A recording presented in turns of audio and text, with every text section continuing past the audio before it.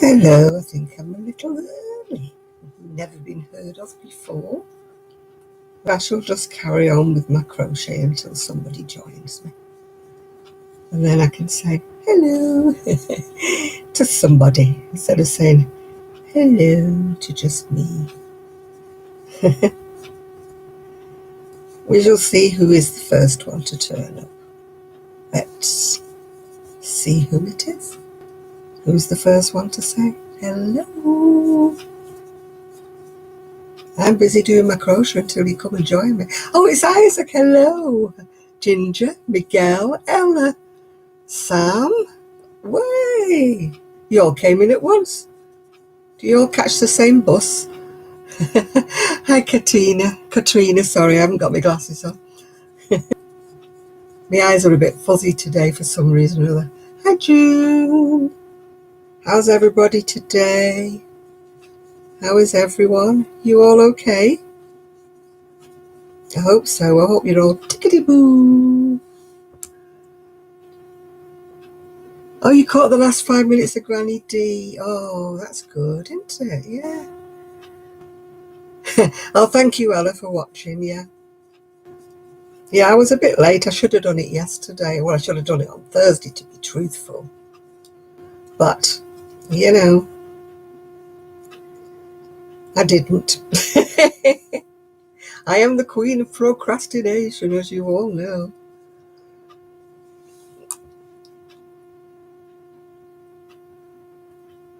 Oh, thank you, Alexis.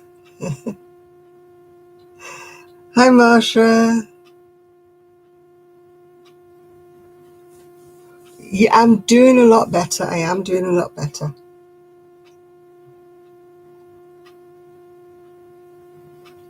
Hi, Sharon. Yeah, my eyes are a bit fuzzy today. I'm like that, trying to read things. Oh, you got to be in and out. You're popping in and out. A lot of people do that. I don't mind. I don't mind if you pop in and out. Oh, you stray cats, Bubba's still missing. I've got a black and white cat in the garden that you can have, Miguel. But I think it belongs to somebody. I don't think it's a stray. We caught the neighbourhood stray, the one who had the big wound on his face. He's gone to get gone to the vet to get sorted out. We've all clubbed up and done this GoFundMe page to pay for his vet bills. So, oh, what have we got? Isanaya. Is that right? Have I said that right? Isanaya? Oh, thank you, June. Yeah. Thank you, Ella. Yeah. Yeah, I'm doing this one. It's sort of like a neutral colour, really. It's taking me a while to do. I hope whoever buys it appreciates it. Yeah. Hi, Teresa. Because it's taking me quite a while to do it. You know, people don't sort of appreciate how long it takes you to make something. You know, they see somebody who does it in about 5 minutes, like Kelly. And then there's poor old me chugging away for about a fortnight, yeah. Yeah, my neighbours have all been very concerned about this cat. It's got a slash right from its ear right to its mouth. It's obviously been in a bad fight. But it's feral, so catching it's been a bit of a performance. Anyway, they managed to trap him in the end with a humane trap. So he's off to the vets. I don't know what's going to happen to him because he's a feral cat, but he'll get neutered and he'll get, you know, obviously get his face seen too, because it's a really bad, it's really open wound. It's awful. Everybody's been so concerned about him. Yeah. My niece bought me a coffee. Well, she bought me a chocolate today, a hot chocolate, because one of the places who sells coffee is open. And she also bought me a rather delicious, like a homemade slice of sponge cake with jam and cream in it. It was gorgeous. Because as you know, I've not been eating sweetie things. I've been being good, you know, to keep my diabetes under control. So, hi Chris. Hello there, dear. How you doing? So it was nice to have a piece of cake. So I've got to be good from now on, yeah. I'm doing so well, yeah. Doing so well. I don't want to put all the weight back on again. Because to be honest with you, it's helping my knees and it's helping my back, not carrying this around with me. And I've only lost 16 pounds, but it's a big difference to your knees. Oh, look, I'm showing me. The hanger-uppers.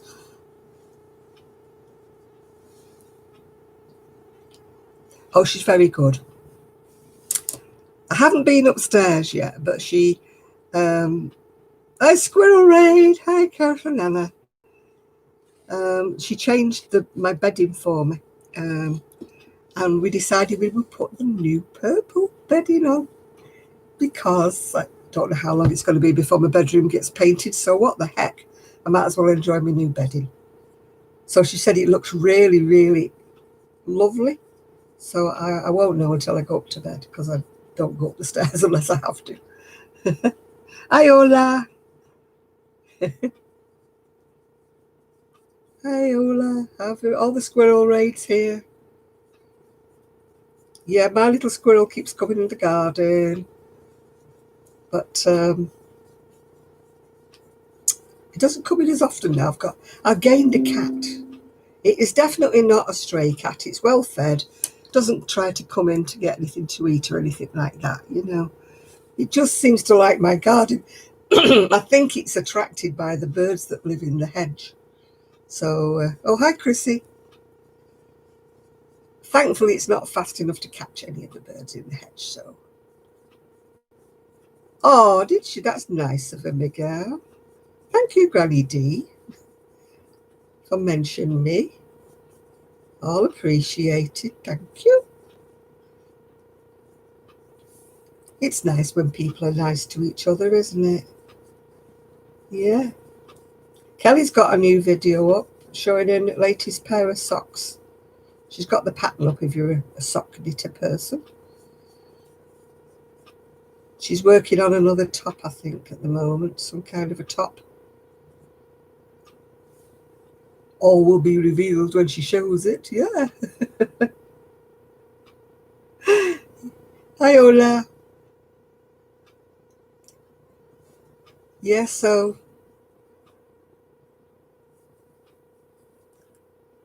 Oh, anybody who's nice and not pushy. Yeah, yeah.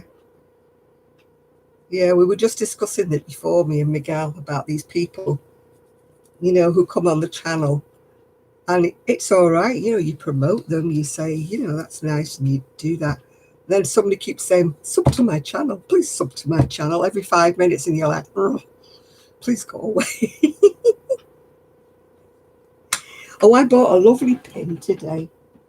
I don't normally buy pins, but I just saw this on Denise's page, and I had to get it. I did show it on my video, but just in case you didn't see the video. If you can't read what it says it's far too peoply out there, outside or something. That's just me. I had to buy that. And I also got that one, which says the happy hooker. I think it says, I'm a happy hooker. Yeah. So that's who, well, you know Denise, don't you? She comes on here. So she's Denise Deer on Etsy. And she does the badges. She does, show you, she does like stitch markers, you know, for crochet and for knitting. Yeah. So, and she's very, very reasonable, very, very reasonably priced. So that's our Denise. If anybody's interested in getting a badge that says it's far too peoply out there. Yeah, I think it's far too peoply outside. Oh, it's way too peoply out. She's any other colours or not. What does my necklace say? It says crocheter, or whatever you want to call it. This was from Etsy many, many moons ago. Hi, Jill. Hello there. Who else have I missed while I've been... Oh, you went to Hobby Lobby and bought a styrofoam wreath to make a 4th of July wreath.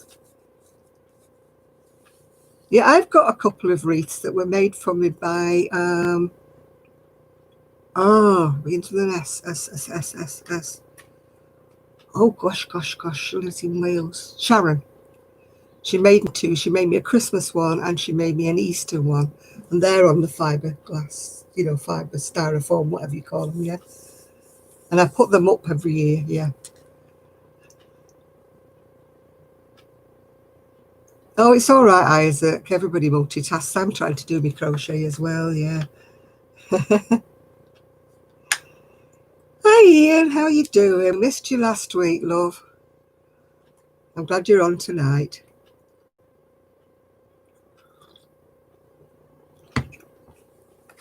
Yeah, we always miss anybody who's not on. You're always missed. Hi, Pauline. Hi, Ginger.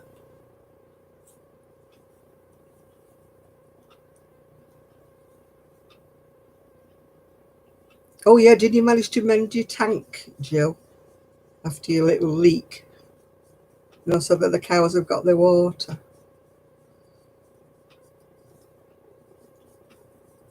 It's a bit hot, isn't it, if you're losing water? Well, not you personally, but you know what I mean. Oh, you were listening last week. Oh, I'm glad you were, Ian, yeah. I'm glad you were listening. Didn't want to think of you being out there on your own. We're all suffering a bit from being out here on our own, aren't we? Gets to you sometimes, doesn't it? Yeah. We're supposed to be getting a thunderstorm. Hope we don't get one while I'm on here.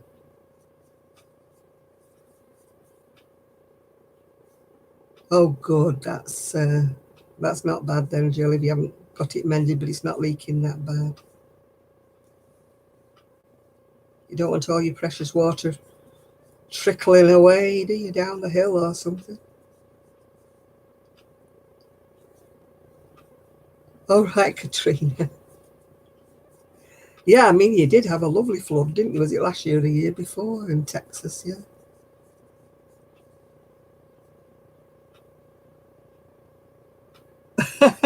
Or are you supposed to be yeah, I've got mine being sent to me. I'm not going out. My friend has made me 2 masks, but they're not, PPE masks. But it's better than not wearing something into, it's like a double fabric and you can put a layer of paper or something in between. But I really don't want to go out because I'm supposed to be shielding, yeah. Yeah. Hi, Juanita. Hi, Jeanette.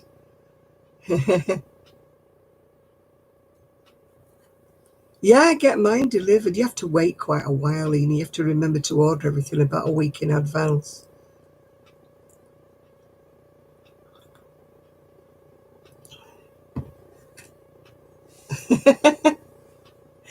Well, that's a statement I've never heard before, Jill.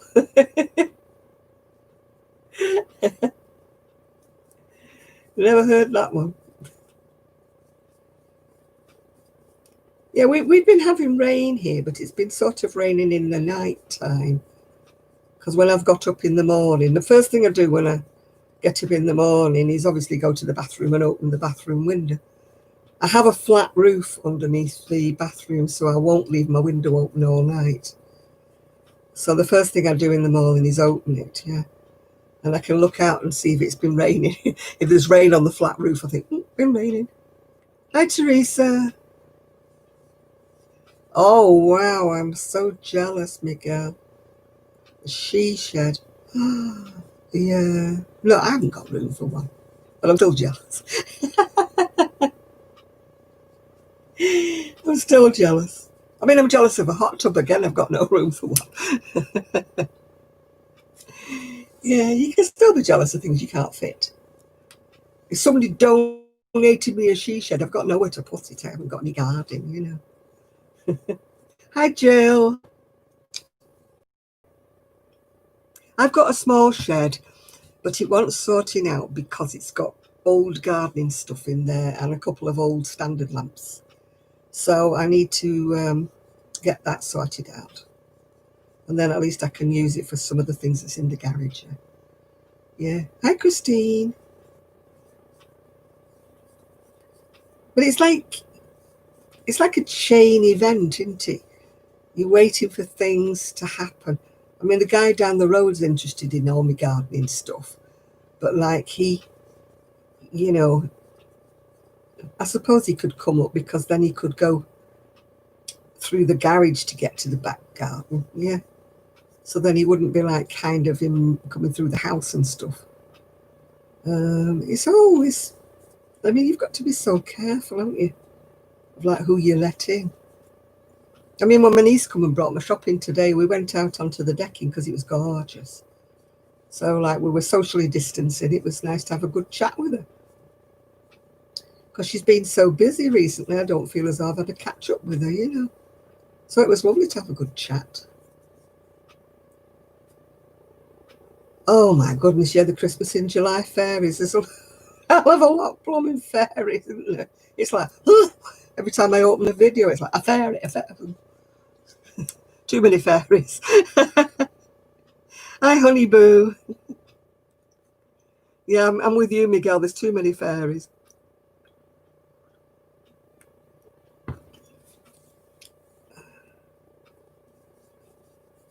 I don't know whether I'm being sort of weird here, but I'm not into this Christmas in July or whatever. Just can't feel it at all. It takes me all my time to be Christmas in December. My niece is doing well. She's, you know, obviously the stresses and the strains of this lockdown and who's supposed to be in school and who's not supposed to be in school, and the parents don't want the kids to go in school, and oh, she's got all the stress of all of that, you know. It's as hard when the kids are not there as it is when the kids are in school, yeah. Hi, Esther. Yeah, I'm doing well, thank you.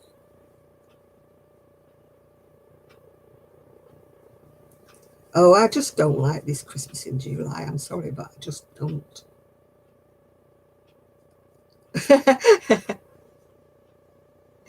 Oh, you're going to make your Christmas presents already?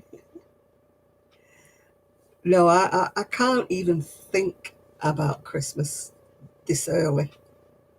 I'm just one that thinks about Christmas about a month before and realizes, yipes, I've got 3 cardigans to make, you know.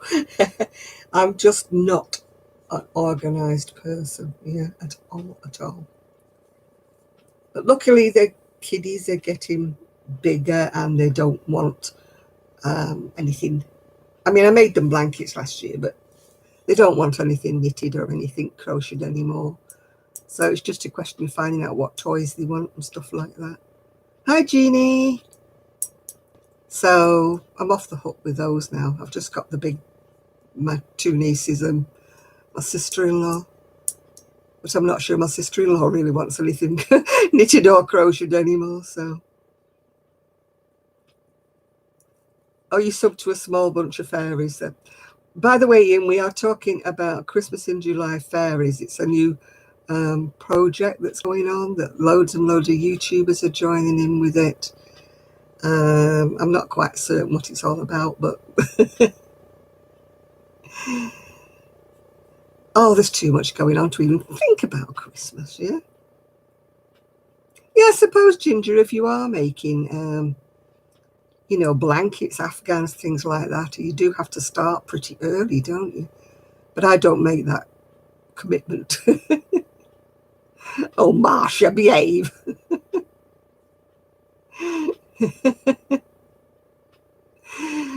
Anybody else wishes me Merry Christmas?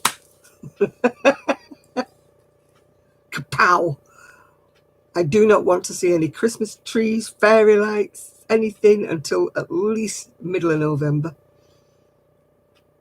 No, I'm not moaning about that, Ian. No, no. As many of them as you want, dear. No, we're talking about the Christmas fairies.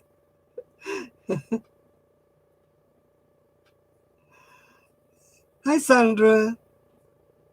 Well, hello, Granny D. Squirrel Rain. You're a late squirrel. There's a few squirrels already beat you to it.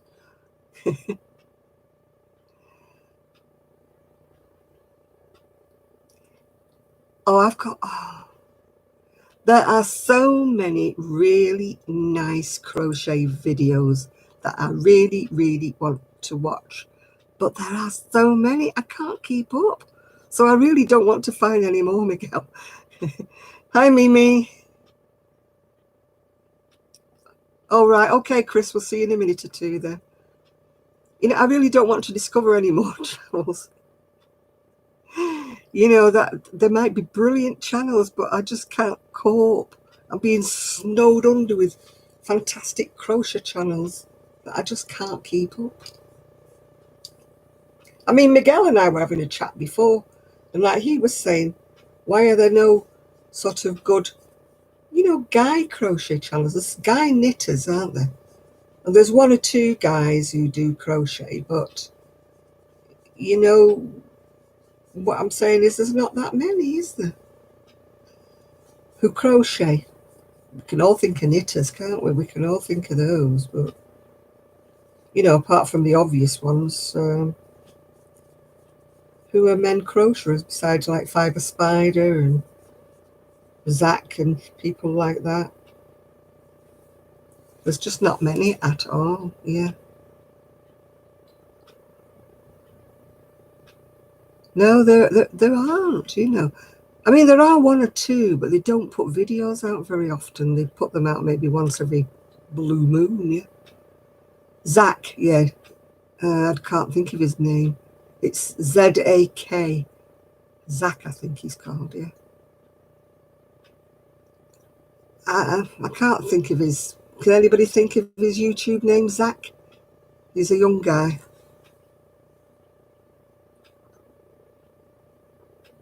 I can't think of his name. But he occasionally puts out videos on crochet. Yeah, Zach Stout, that's the one. But he doesn't put out many. I mean, Fiber Spider puts out a lot, but then he reads a lot of books, doesn't he? Yeah.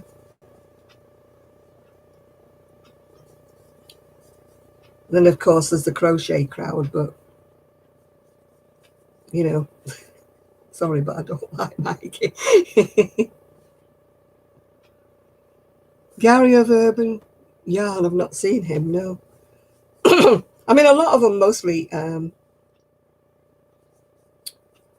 kind of knit, don't they, most of the guys I know.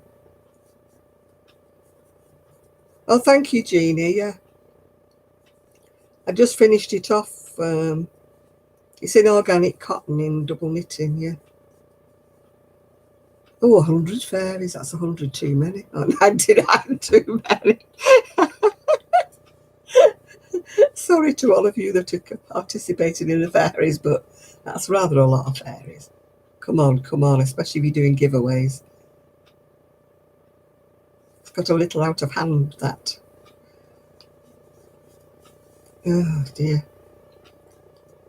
You're going to find that people are just joining the channel just for the giveaways.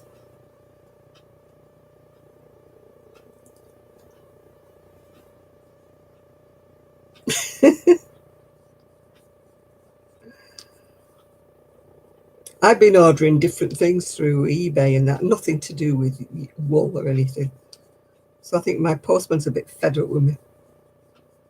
You know, I've been ordering silly things like my vitamin tablets and stuff like that through the post because I can't get to the, you know, to the shops and stuff. Oh my goodness, there's going to be more fairies. Oh.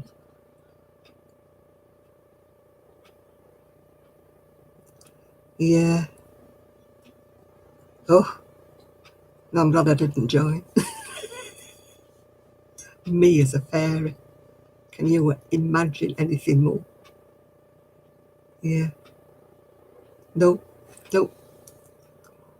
I want to be the ugly Grinch grandma, not a fairy.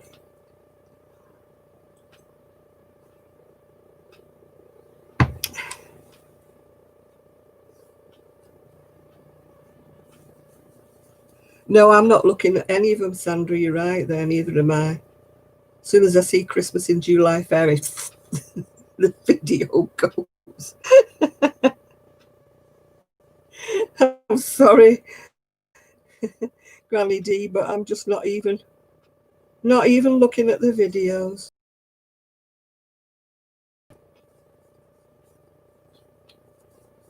I thought, no, I'm antisocial. I don't join things anyway. I'm the world's worst at being asked to join anything. Oh, goodness. No, that's too much like hard work, Jill. Too much like hard work. No, I'll stick to being Mrs. Grinch. Mrs. Scrooge, whoever. Was it the Grinch that stole Christmas?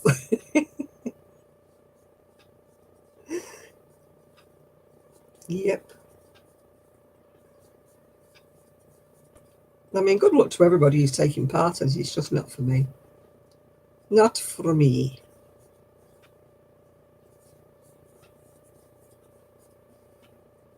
A Halloween blanket. Oh my goodness. Mind you do a lot more Halloweeny stuff in the States, don't you? We don't really bother that much over here. You get odd people who like go crazy at Halloween, but not many people. I mean, on my street or something like that, there's not one pumpkin or anything. Nothing. I think last year somebody put one of those little light things in the garden, you know, that sort of put spiders and things all across the front of their house, but they don't go mad over here. Hi, Dolly Face. No, it's not a big event, Halloween over here. Well, it isn't in this house anyway, never has been. Yeah. I don't really, here I go again. But to me, it's like a pagan event. And, it's like, I don't know, it's weird. We called it All Hallows Eve, and you just remembered the dead and stuff, but you didn't have all this spooky stuff knocking about and witches and crazy things going on and toilet paper all over the trees and stuff. We don't do that sort of thing.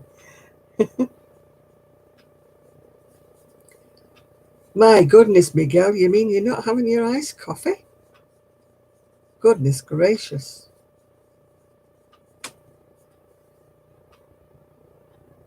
Oh, our dentists are starting to get back to work now, but only for emergencies. They're not doing the normal, your sort of normal checkups and that. Oh, the fairy things. Yeah, no, I don't like Halloween. I'm all right, Grinch. I'll tonight. Don't like fairies. I don't like Halloween. Not that keen on Christmas. I'll be enjoying this Christmas, though, because I'm having my doggy. My puppy. Yes, I'm having her all over Christmas and New Year. So I'll be happy to have my puppy. She'll be my Christmas this year. Hi, Ethan. How are you? You know how much I love having my puppy. Yeah.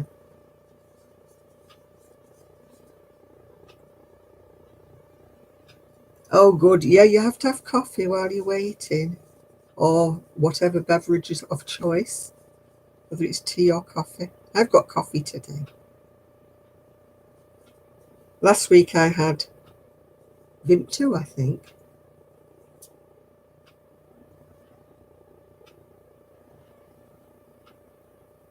Oh, it sounds really windy out there. Is it raining? No, it's not raining, but it's gone very windy. Oh, I think I need the optician. My eyes have gone a bit fuzzy-wuzzy since I had that virus thing. I put my glasses on, but they're no help, you know what I mean? When I'm trying to read the menu on the TV, I have to go and sit on the chair right next to the TV. You got Chex Mix. That sounds very spicy. Miguel, Chex Mix.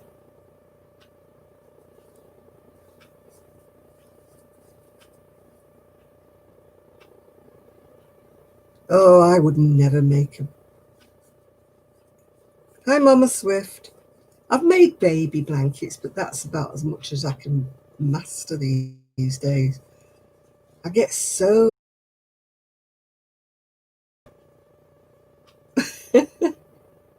Well, I've never heard of ungodly font before.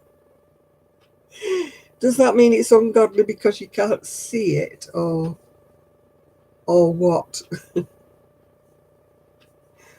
Miguel's got a new phone he's still trying to get the hang of.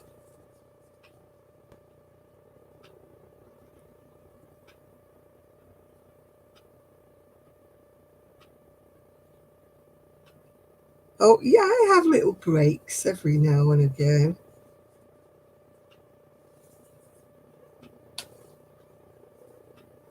Yeah, I think you've got to be brutally, and if you realise it's never going to get finished, you know, cut.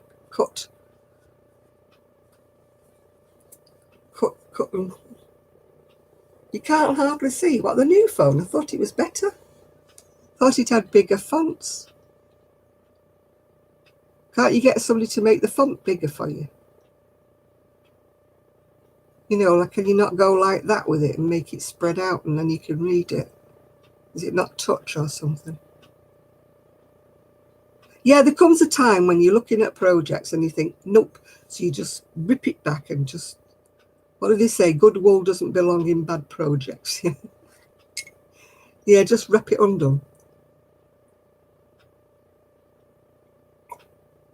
If I get so far with something and I can't get any further, that means I'm not feeling it, if you know what I mean. Oh, they fixed the font for text messages, but you can't read it for the messages from on here, you mean?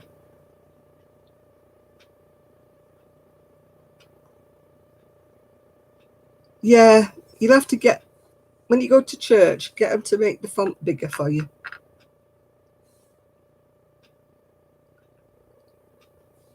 Yeah, it is a good saying, isn't it, Isaac? Yeah, good yarn doesn't belong in bad. It's not my saying.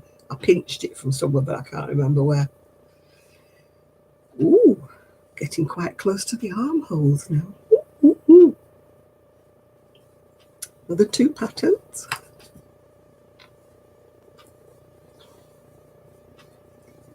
Yeah, I'm sure somebody will be able to tell you how to make your font bigger.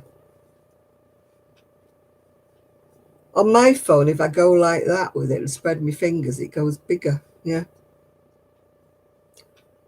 So that's...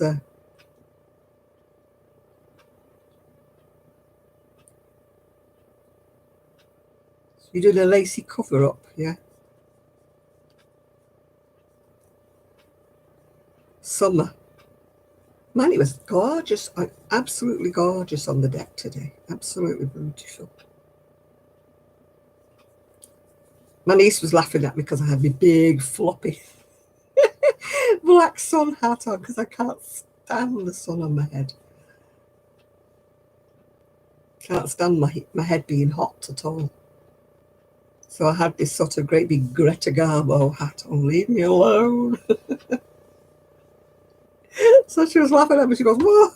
And I went to the door wearing it.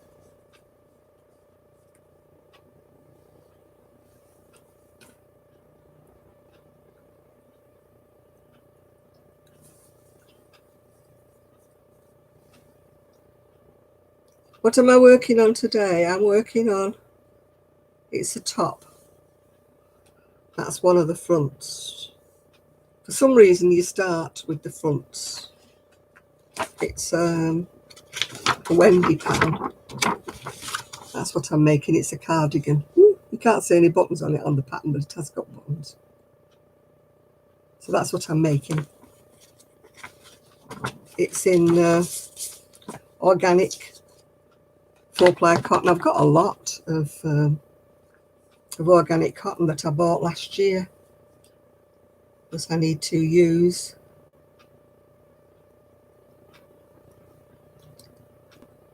Right, oh, Pringles and banana with a cup of tea. It's sort of a shell stitch, but it isn't really, because it's like, well, I have to think about American now, don't I? It's 1 double crochet, 1 chain, 1 double crochet 4 times into the round. So it's not really like a shell. There's like 1 chain in between, if you know what I mean. I don't know if you can see or not. Yeah. Pate is like a posh meat paste. Yeah. It's posh. It's kind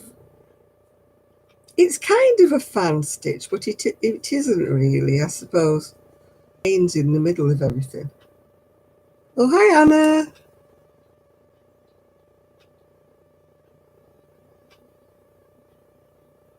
Oh, right, you're making coasters with resin, yeah. Gosh, you're doing very well with your resin making, aren't you, there? Posh meat paste. You don't have meat paste.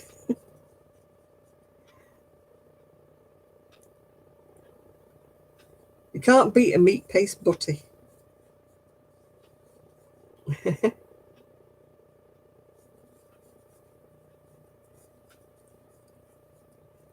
Yeah. Yeah, I did see that. Yeah, that she started dyeing yarn. I've never just been into that. I mean, Sonia that I talked to, she's bought a complete, like a dye kit with everything in it. You know, like a massive big box thing, yeah. I think you can order it online, Ian. I'm not sure. I don't think they sell it in the shops. It's got too many additives to use it as a drink, hasn't it? I think you can buy it off these, you know, craft type places.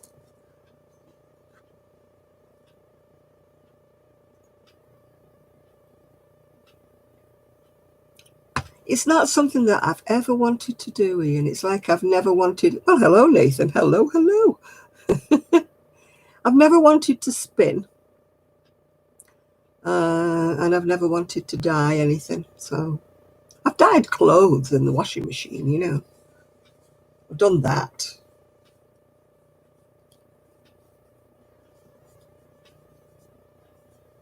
Yeah. I mean, I've got some purple dye in the kitchen, and I keep saying I'm going to take my bedroom curtains down and wash them and dye them purple, because if they don't turn out, then they don't turn out, do they? You know what I mean? So might save me having to buy some curtains.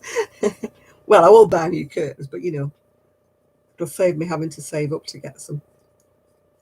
I don't know when I'm ever going to get my bedroom painted, so I decided to use my new bedding. So apparently I've got lovely purple bedding on when I go to bed tonight. So I can't wait to see what it looks like, because I've never seen it out of the package, so I don't know what it looks like. Exciting. Sad, isn't it, when you get excited about new bedding? When I was younger, I used to be like, what's wrong with her? You know, getting excited about new bedding. It's just what you put on the bed and just what you're sleeping in it, you know what I mean? But now it's like, oh, I've got new bedding. I mean, I get excited when I see a beautiful cauliflower or something in the supermarket. I'm like, oh, gosh. I mean, when I was younger, I thought people were weird when they kept saying, oh, you should see the nice cauliflowers they got in Asda. Ooh. I used to think, oh, how sad. That's what gets them excited, is a nice cauliflower in Asda.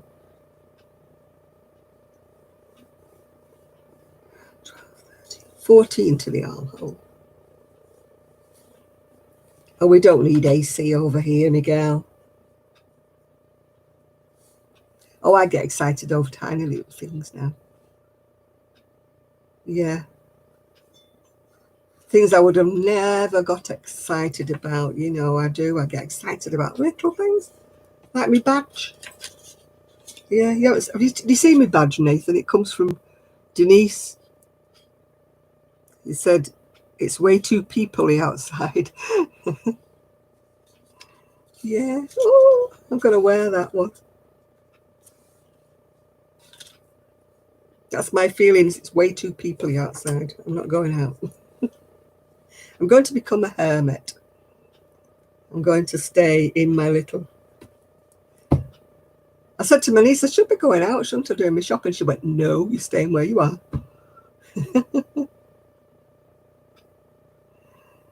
Yeah. 1, 2, 3, 4, 5, 6, 7, 8, 9, 10, 11, 12. Got 2 more patterns. And then, yeah, as long as she's willing to do my shopping and I can get a little bit of shopping here and there online. I'm just a butterfly, so it doesn't kind of, you know, worry me that I'm not going out.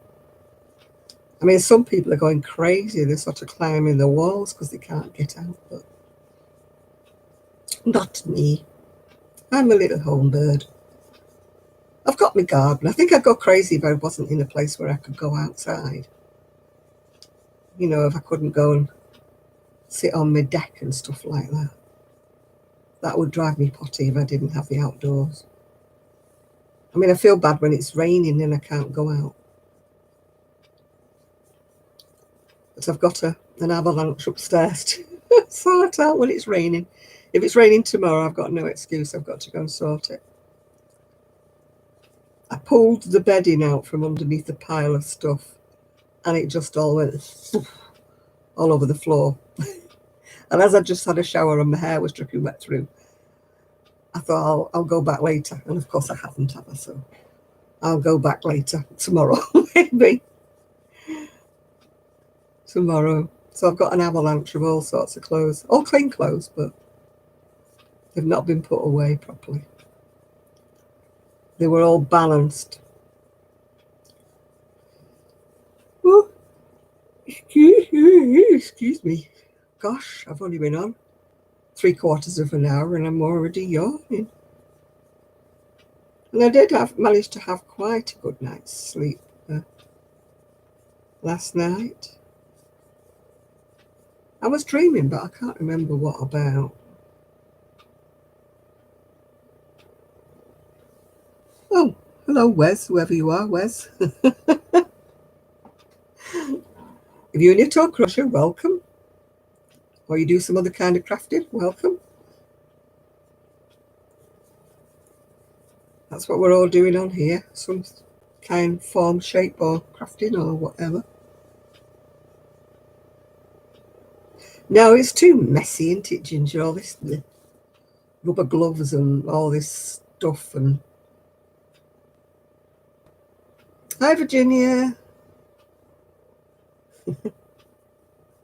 No, it always strikes me as, you know, and then the kitchen, you have to clean all the kitchen up because you're using bleaches and weird stuff and, you know, that you don't want to get into your food. And, oh, no, it's too messy. Too messy for me. I'll stick to just using the yarn that somebody else is dyeing. Oh, goodness me.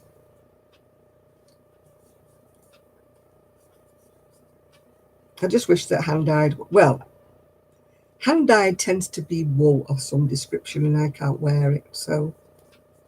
But I do like the colours, you know, that they do dye with the hand-dyed. You don't quite get the same colours with the acrylic. But what's the point if I can't? And I can't even, if I crochet with it, I get like contact dermatitis in between my fingers. If I crochet with, you know, hand-dyed yarn, I don't know whether it's a reaction to the dye or what. I made a shawl for a lady and she brought me a hand-dyed yarn and that. and my fingers were all blue, and you know, with the dye that came off of it. And also I had contact dermatitis.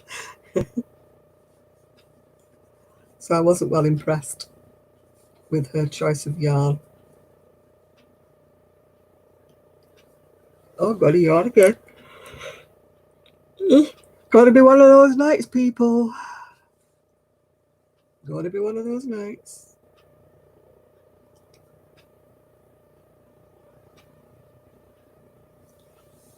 Oh, you birdie.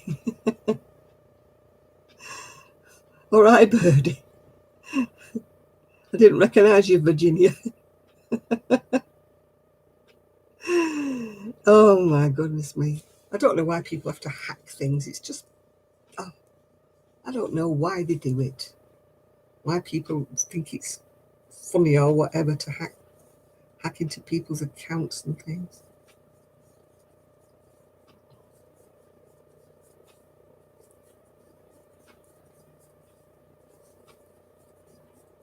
And then they send out horrible messages, don't they, in your name, and people think it's you, and you get into trouble. Oh, I love watching people spin yarn. When I used to go to the knit club in Bolton, there was a lady there that sometimes brought her spinning wheel. And I could sit and watch her spin forever. It's like one of those things, isn't it? It's very sort of, you know, sort of soporific. It's sort of, you know, like rocking a baby.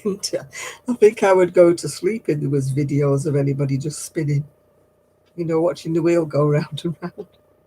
I think if ever I started it, I think it would be something to fall asleep to.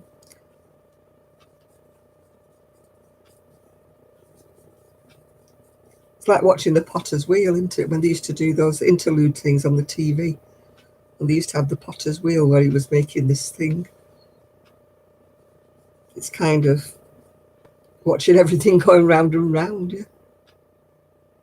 Hi, Patricia. Yeah, watching people weave on an old loom and that. I mean, it's the same when you watch people who were in the old cotton mills and that, on the old looms and that. I mean, it must have been very, very sort of stress-making. But, you know, I find it sort of very relaxing watching everything going along, like being woven and stuff. I've got a yarn again. Oh my goodness, what is wrong with me? Cannot have heavy eyes when you've only been on 3/4 of an hour, Jana. Pull yourself together. Whatever.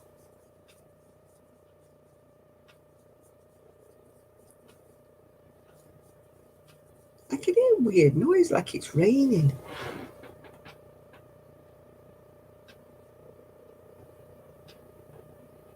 You know, it sounds like wind and rain.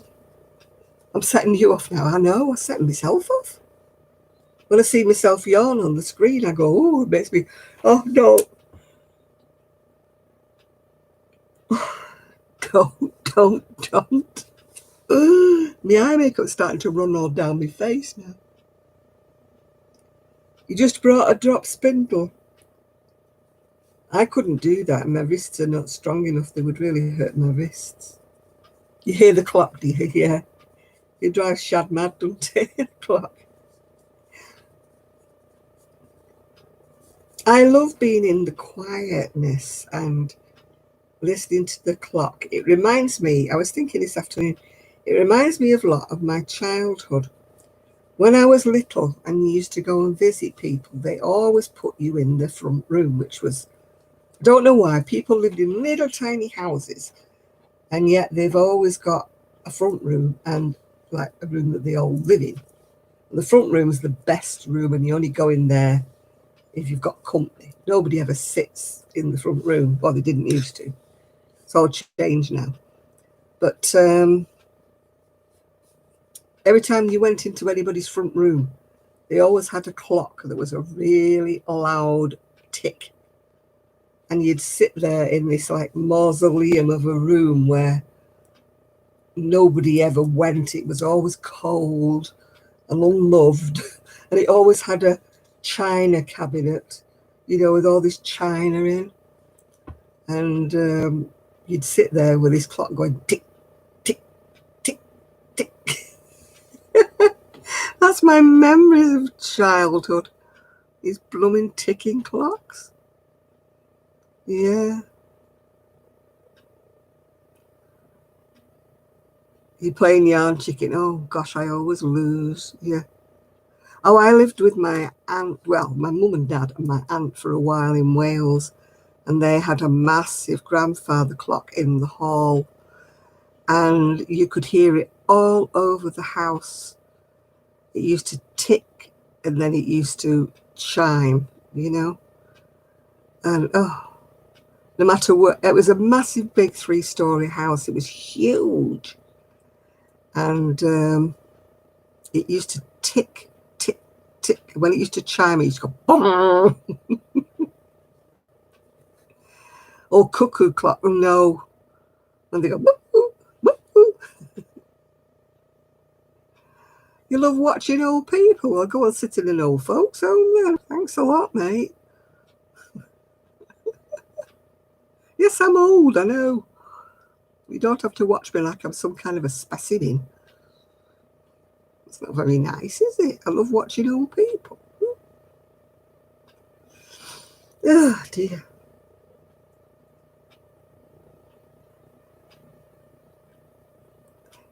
Yeah, Nan's driving. Oh, yeah, it's cold. China cabinet. Yeah, piece. And they've always got the little ornaments and the pictures. And lived in tiny little houses. They only had 2 rooms downstairs, and they would always keep a room for best. And nobody ever went in it. It's not like they went in it in the evening, or they went in it on a Sunday or a weekend or something like that. No, they never. It was only for company. It was for show, you know. And everybody was crammed into the other room. I think it all changed with the advent of the television, because they'd nowhere to put the television in the other room, so they had to put the television in the front room. And that's when I think they started actually using the front room. But, I mean, we never had a front room, because our front room kind of was the living room and the other room was the kitchen. You know, we never had a designated front room that nobody went into.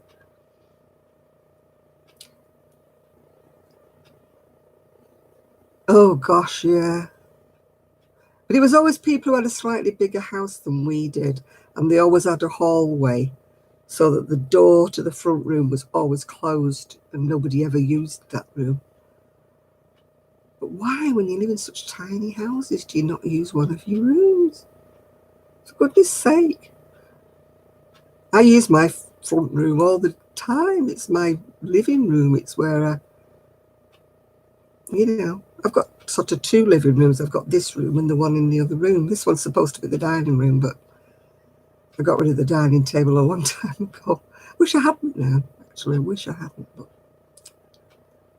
I just thought that I hadn't got enough room for it, so, and nobody ever came, so. Oh, our rooms were never locked. I know some people used to lock all their rooms, yeah. Every room had a key, and you locked all your rooms up. I could never understand that, because, you know, to me that's kind of like distrustful. You don't trust people who come into your house, that they're going to rob you or something. We never have anything to rob. We were pretty poor when we were young. Pretty poor. You always left your front door open and your back door open. Nobody ever locked a door. I think we used to lock it at night when we went to bed, but it was never locked during the day.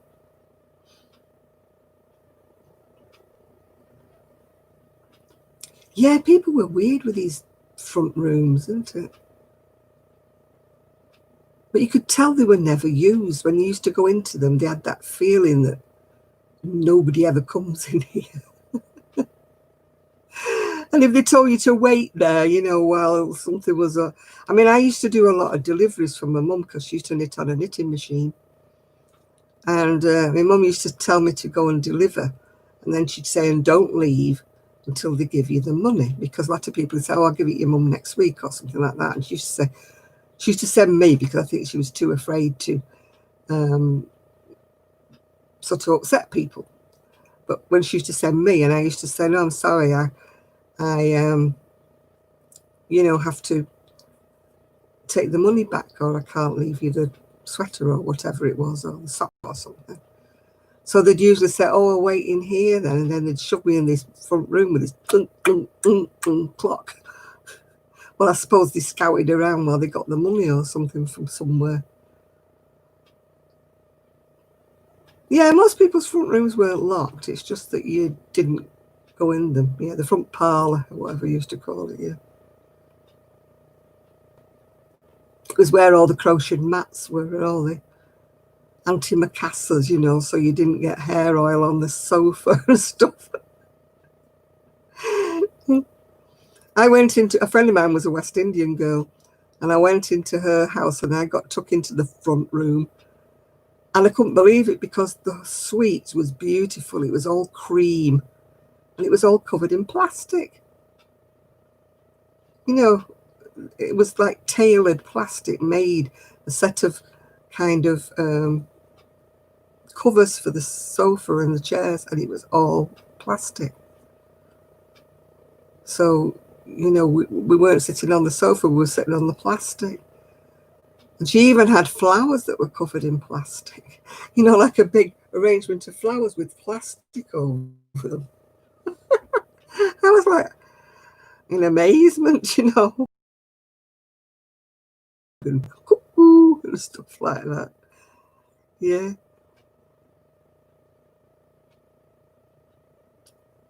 My friend was like that. She lived in underneath the flight path for Heathrow. And I went down to stay with her. And, oh, I couldn't get to sleep for all these planes going over. And I said to her, how on earth do you sleep with all that noise? And she's going, what noise? I said, the planes. I said, they're coming right over your house, like, while they're landing and stuff.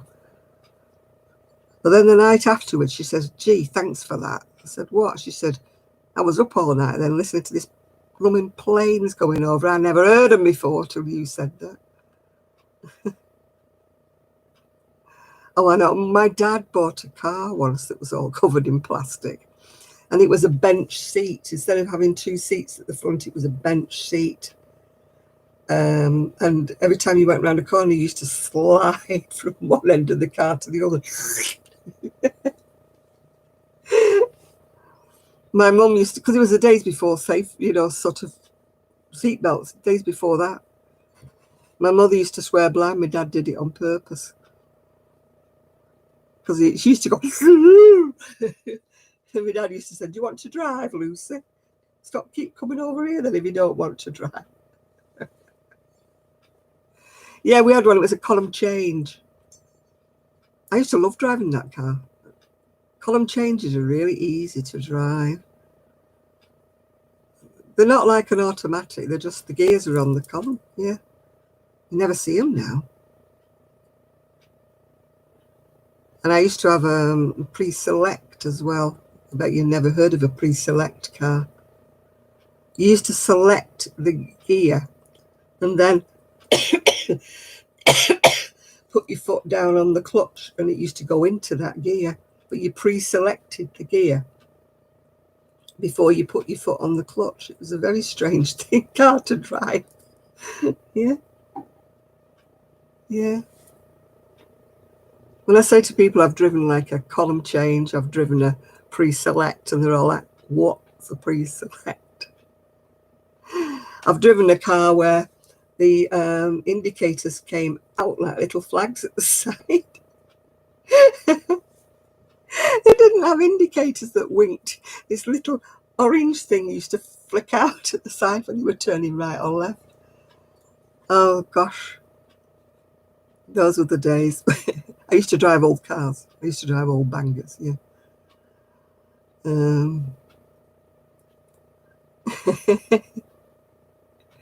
I've driven some cars in my time, yeah.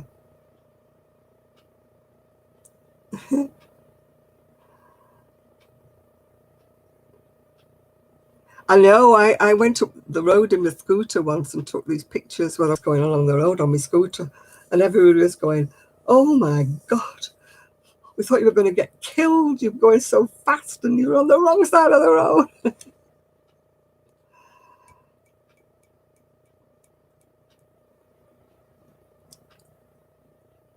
The lady next door, you know, my friend who passed away, she used to have salt lamps. Yeah, pink ones.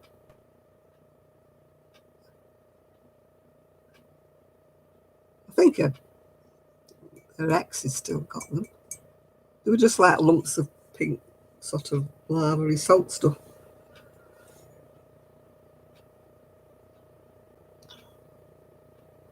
I haven't got a lava lamp, but I've got one of those fibre optic lights, you know, big thing that flares out that changes colours. Not like this one that's in the back here. That's kind of fibre optics, but it's a modern version of it. You can't really see it because it glows too much. But it goes, oh, I've got hiccups now. It goes from orange to yellow. My son bought it because he wanted me to get rid of my old fibre optic light, yeah. A Preselect car, yeah. They're very strange, Isaac, very strange. I don't know whether there's any around now. They'll all be vintage cars, wouldn't they now?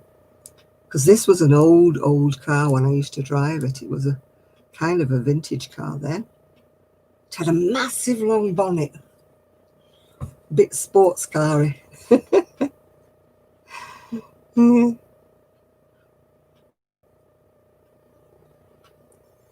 Ford Pop.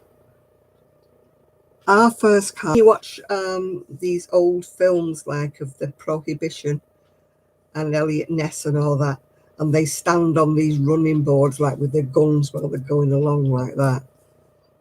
Well, our first car was like that. It had running boards and big bumper things and running boards.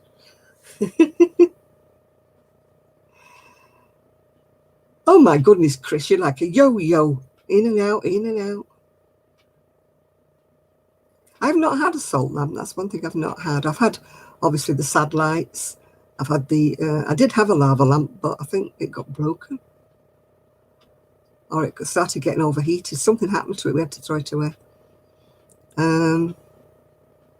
Yeah, so that was my dad's first car, was a Wolseley. Then we got a Ace. Was it Ace? Was it a 30 or something? A little teeny weeny car. It was ever so tiny. It was really little. We used to all be squashed in it. We were like little, all squashed up. It's good job we were all slim back in the day. Oh yeah, those Morris Travellers with the wooden. Oh yeah. We used to call them a shooting brake back in the day. I don't know why they called them a shooting brake, unless it was because all the posh people had them to go shooting with. I don't know. Hi, crazy puppy.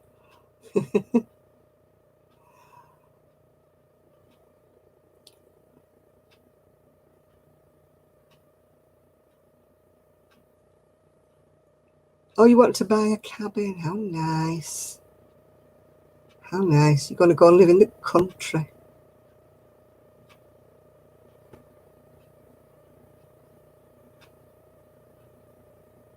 Oh, you'd have to put it well out of the way, wouldn't you, if you had a cat? I don't have a cat, though, so not too bad. I have a little cat that keeps coming in the garden. It's not a stray. It belongs to somebody. But what am I making tonight? I'm making... Not for me. I'm making a little top. Ooh, if you can see it.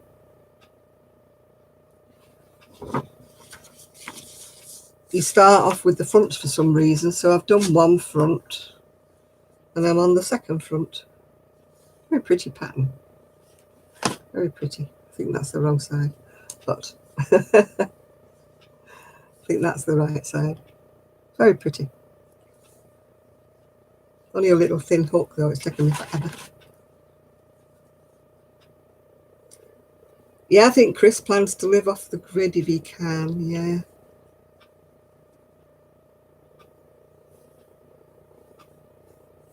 Yeah, my dad had a variety of little cars. Never new cars. We always had old, banger cars. But my dad used to have to twiddle about with to get them going. They were always breaking down.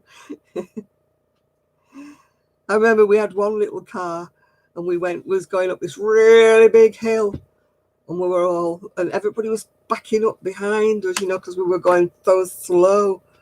My dad was like, oh, come on, let's just make it to the top. It's going to be so embarrassing if we have to stop and all these people are behind us.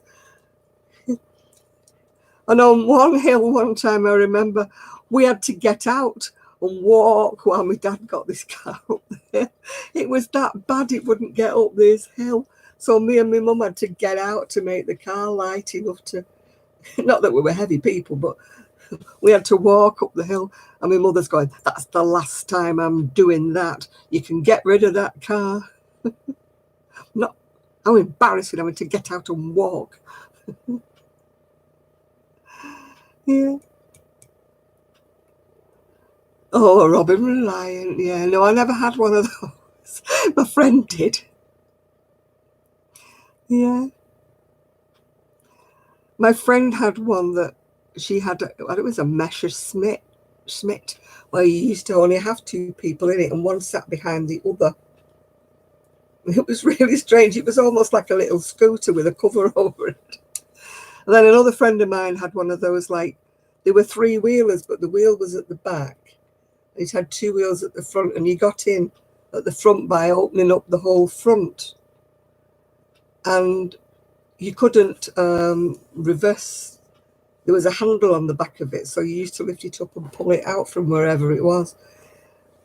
And I can remember that once they drove into the garage, not thinking, and he went too close to the front of the garage and they couldn't get out. Yeah, bubble car. Yeah. Oh, you're going again, Chris, right? See you later. Oh, yeah, I've got some funny tales with cars, yeah. We've had some real cars. We've had some real doozies, yeah. Till we got a bit more money and we could get a reliable car, that one that you didn't have to push. Yeah. Do I knit? I do knit, but I don't knit much because it hurts my shoulders. I tend to get very tensed up when I'm knitting, and my shoulders come up like that, and then ugh. Yes, I had a phone call from Sue this week. She's doing fine. She's still not crocheting. She's still in the garden, doing all sorts of things. Hi, Rebecca. She's still loving the life up in Scotland with her two doggies, yeah. You remember having to jump out.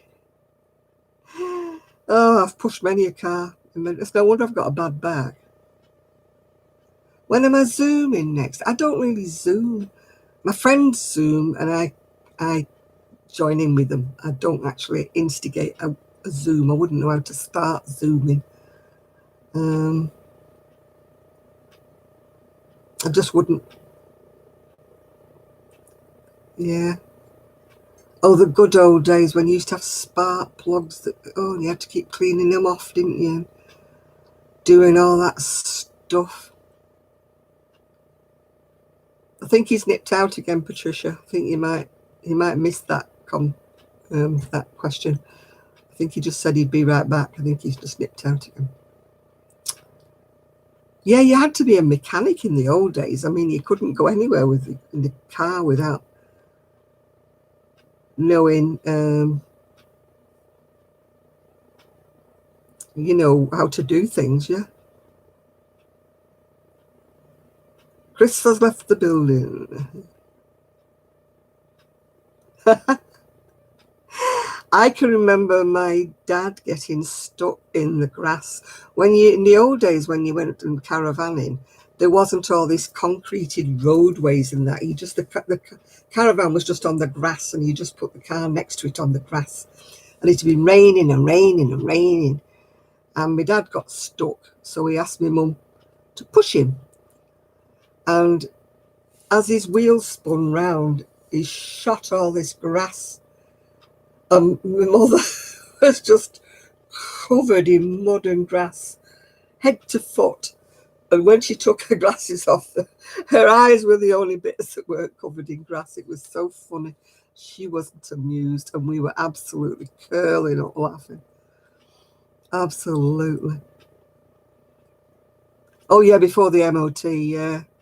You used to get in people's cars, didn't you, and put your feet right through. They used to have bits of cardboard, didn't they, so you wouldn't go right through to the road, yeah. Those were the days, weren't they? My poor mum, yeah. We just could not stop laughing. It was just so funny, and she wasn't amused at all. It was just, yeah. It was just, it was like something that you could put on, you know, those You've Been Framed or something programs, except we didn't have cameras back in the day.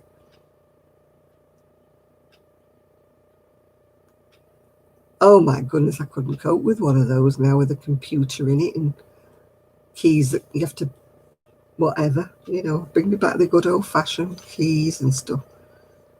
I've never driven for, oh gosh, it's nigh on 15 years now since I've had a car. I wouldn't know where to start. I surrendered my driver's license. When I was 70, I had a choice of renewing it. And it was, I don't know how much money it was. And I thought, nah. And then when you're 70, they only renew it for so many years. And then you have to renew it again. And I kept thinking, I'm not paying all that kind of money, you know, for something I'm not going to use. So I've got no passport, I've got no driver's license, I've got no identification. So not at all. Yeah, exactly. More people, there were more rust than car in the good old days. There was no MOT. I don't know how long the MOT, a long time. Gosh, I couldn't cope with electric ones. It's enough with my scooter having to plug that thing in. I mean, what if you're going on a long journey? How long does it take to charge up if you pull into one of these charging up places? You know, at least when you go for petrol, you just go, shh, put it in, don't you? And that's it, gone. What happens if you go on a really long journey on your holidays with an electric one? And it won't get to where you're going without having to charge it. I mean, you have to sit in the garage for about 2 or 3 hours while it charges up. All right, Isaac. Thanks for your company. Say hello to your mum for me and the pigeons.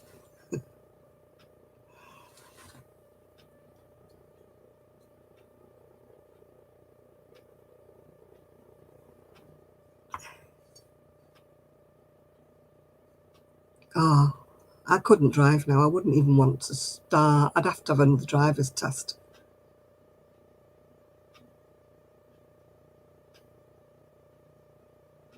All right, she says hello. Hiya. Hiya, Mum.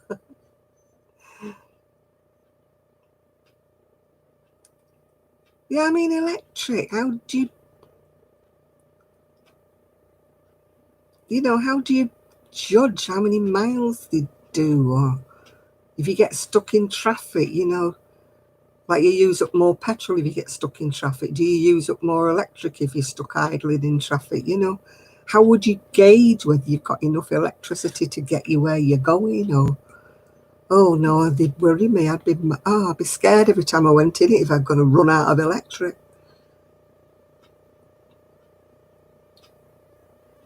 They'd be all right for commuting, wouldn't they? Or just nipping up to Tesco's with or something like that. But no. I miss having a car sometimes. Like, I would love to just be able to nip down to, well, I can't with all this lockdown, but before, just nip to Kelly's. Instead of having to call a taxi and stuff like that. charge for the electric. They'd have to, wouldn't they? So, I mean, I don't know what you'd do. Do you put your credit card in and say, I want £10, £20 worth of electric, you know?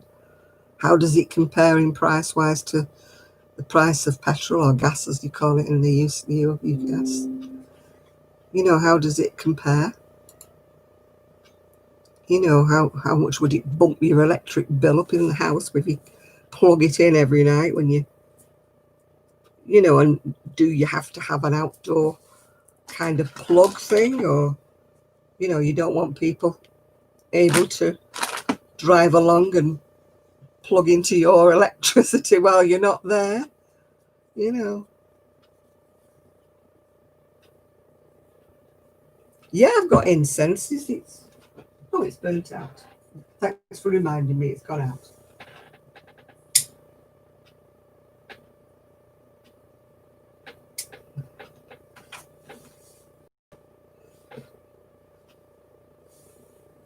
I don't know what it smells of tonight because it's called, that's what it's called, nag shampoo, champa. So it,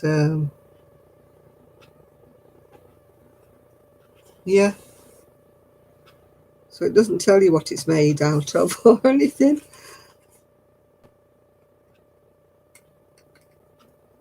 Doesn't tell you what scent it is, unless you understand. It comes from India. Export quality from India, so I don't know what the scent is supposed to be. It's a nice scent. Yeah, I've got my map of the US. Tomorrow my drawing pin should come, and my little flags. I've lost the flags I bought in the first place. You know what this house is like. So I've ordered some new flags. That means I'll find the old flags, but that's by the by. So they're coming tomorrow. It's some drawing pins so I can actually pin it to the wall properly, because it's hanging off the wall here. And then I can put my little flags in with people's names and where they live, and I can move them about.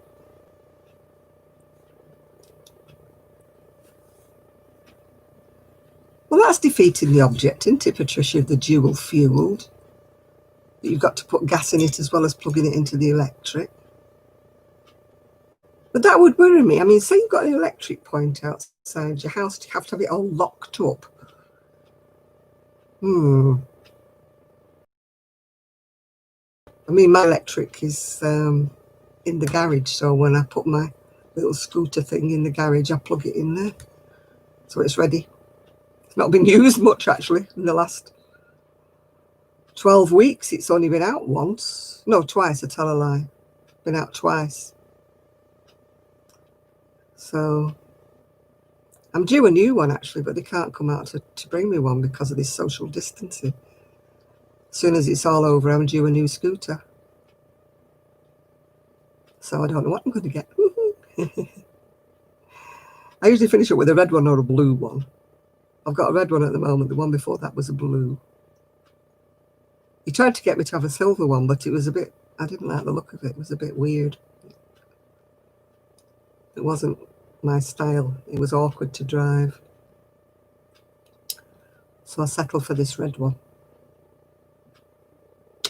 So I don't know what he's going to bring me. Ooh. Perhaps he's going to bring me a three-wheeler that looks like a motorbike. Evil Knievel old granny. I'm sure they wouldn't let me in Tesco's with that. I think I had a motorbike or something. A tricycle. They wouldn't let me in. They wouldn't think it was a disability scooter. No.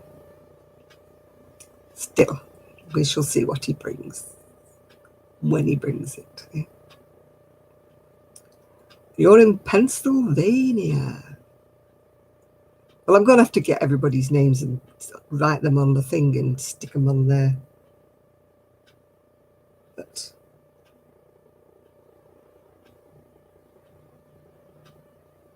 oh, it would be nice to get one of those just to, you know, when all this is over, then my niece could take me places in the you know, or my son even could take me places. I could go to the seaside or something like that. That'd be nice. I haven't been to the seaside for years. It's just nice to get out and about, you know. Because even if we go to places like IKEA, sometimes my son takes me. By the time I've walked round it, you know, with my little wheeler and that, oh gosh, I just want to cry because my back hurts so much.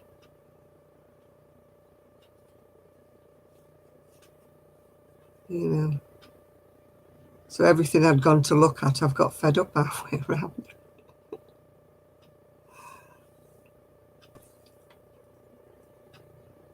Yeah, I could put it on a bus. I've got a bus pass, but they're talking about well, not stopping them, but you're having to pay to use your bus passes. Take money off everybody every time, don't they? I mean, there was limitations. You couldn't go between certain hours. If you went like early morning when it was rush hour, you had to pay. But I understand that because it's to stop all the, you know, the freebie people getting on when people are trying to get to work, isn't it? Which I can understand. I can understand that. That you can only use them between certain hours, you know. But that was fine because if I was going up to Berry Market on the tram or something, I used to make sure I didn't go while people were going to work and I didn't come back when people were coming home from work. You know. But when I stopped being able to walk as well, I couldn't walk up to the tram. So, but I wouldn't want to go to Berry Market at the moment because it's a bit difficult to keep your 2 meters, whatever it is, social distancing when you're on the market and everybody's pushing into you.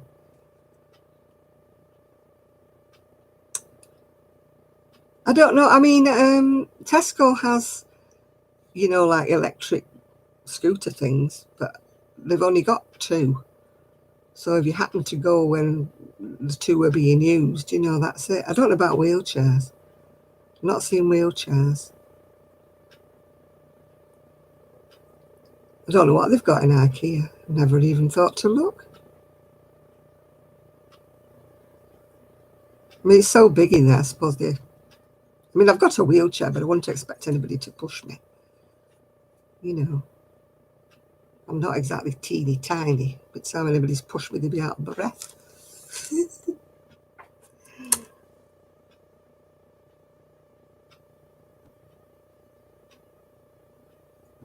I mean, I've got a little wheeler thing and it's got a seat on it, but, you know, if I go to IKEA and my son takes me, for example, you know, on the next section, if you know what I mean. And he's like, what's up with you? What's up with you? I'm going, I want to sit down. But the last time I sat down on my wheeler was at the wool festing. And it fell over backwards. And oh, gosh, did I have a bruise? Bruised on my arm and my hip. I was a right mess. Luckily, I didn't bang my head. Well, I did bang my head, but, you know, there's no sense, there's no feeling, is there? You know what I mean?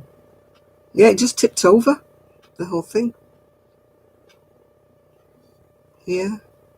Just the whole thing. And everybody's rallying around me. I thought, such a fool, you know. And I'm like, oh, I'm all right, let me get up.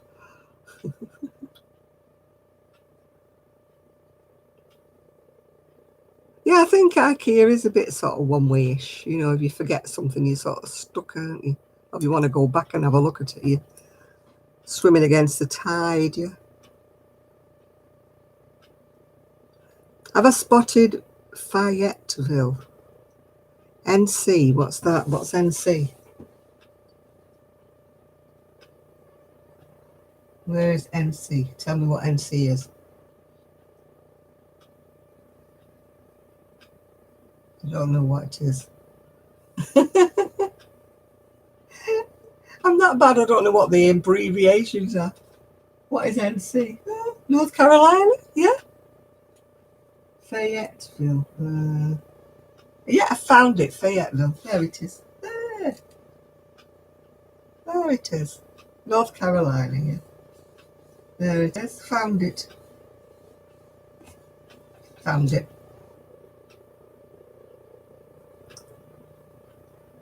Oh, Chattanooga. I just found Chattanooga. found Lexington. I used to know a guy that lived in Lexington. Well, he still lives in Lexington as far as I know. We sort of, you know, lost touch or whatever. He used to be a DJ for a radio station in Lexington, in Kentucky.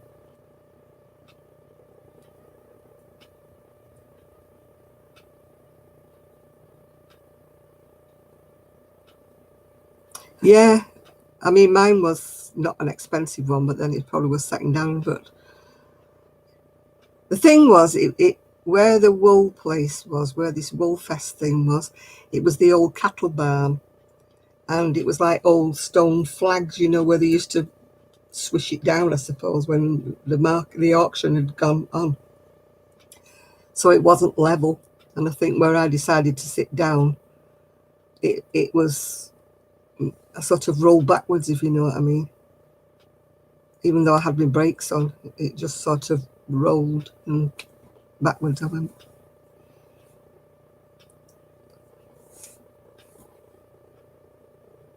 Oh, you dozed off, did you, Miguel? Am I that boring, or is it me yawning that made you go to sleep?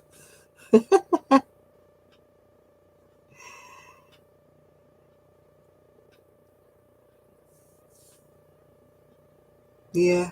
Oh dear, I've got to go on. Oh, goodness gracious, Janet, what is wrong with you tonight? I'll get me bag of crisps. Maybe if I eat something, it'll revive me. Walker's Ready Salted. And it's the tiny bag, as you all think. I don't know why you find it amusing that this is the size of our bags of crisps. Everybody else gets these massive big bags. This is the size of our bags. Yeah.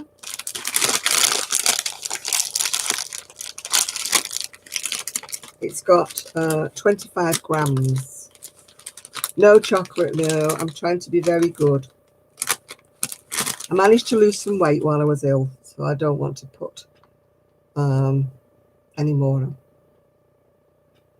Yeah, I mean, obviously I never went. We just were pen friends for a long, long time, if you're with me. And we used to chat over when we had Yahoo chat. We used to chat.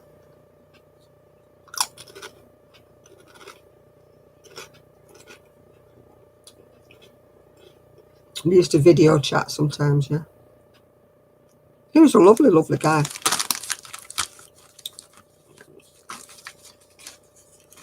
But he was in Kentucky and I was over here. So nothing ever became of it.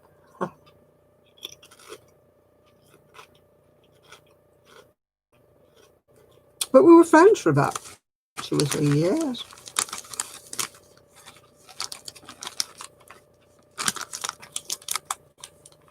There's 25 grams in the bag.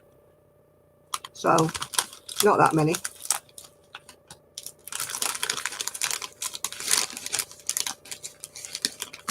But the calories, oh, I'd have to put me.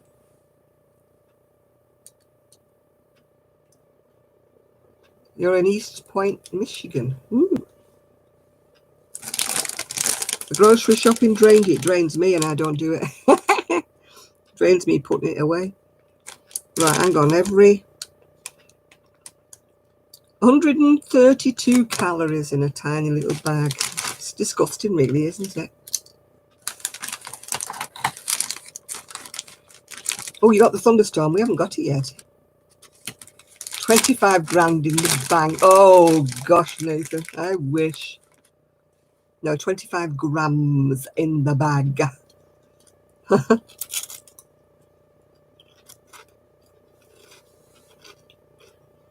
If I had 25 grand in the bank, then I'd be on a cruise. Well, I wouldn't be at the moment, would I? But I'd be on a cruise.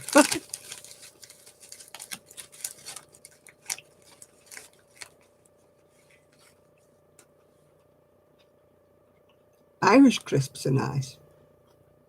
I don't know what they're called. Got a funny name. But they're really nice crisps, Irish crisps.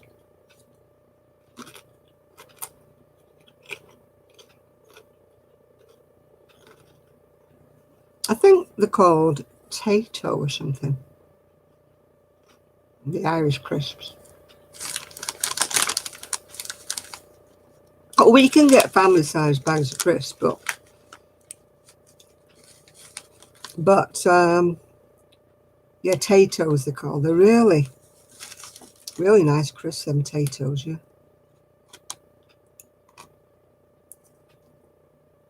Yeah, Tato's Irish crisps, they're absolutely lovely. I got sent 2 or 3 bags in a gift thing I got from Ireland once. No, I'm trying to keep my weight down, Miguel. I don't want to buy any big bags of crisps because I'll eat them. While they're little like that, I'll only eat 1 bag and stop. 125 calories is enough. I mean, how many calories are in those big family packs? Gosh, no. If I lived in America, I'd be really enormous.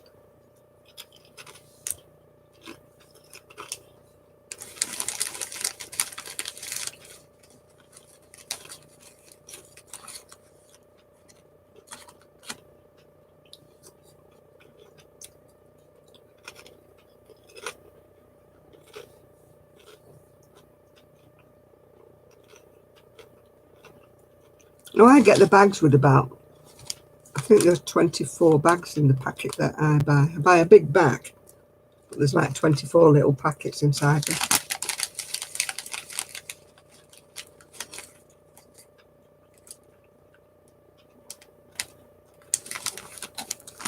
I'm trying to stay well away from chocolate here. A, I'm diabetic, and B, I'm trying to lose weight, so I'm trying to be good, and I've not. I mean, my niece does my shopping for me, so it's great because I just don't put anything naughty kind of thing on my shopping list, although she did bring me some cake back today, but it wasn't on my shopping list.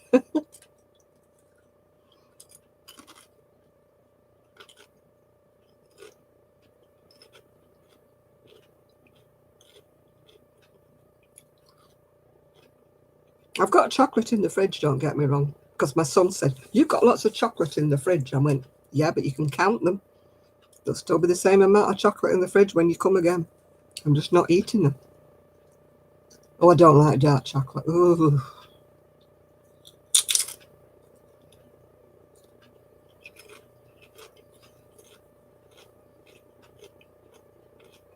Yeah, we can get variety packs as well, but I don't like flavoured crisps. I only like salted ones. Oh, Pringles. Oh, I have to eat the whole tube. I cannot leave Pringles alone. That's why I don't buy them. If I buy a tube of Pringles, that's it. I just sit and munch my way down the whole tube.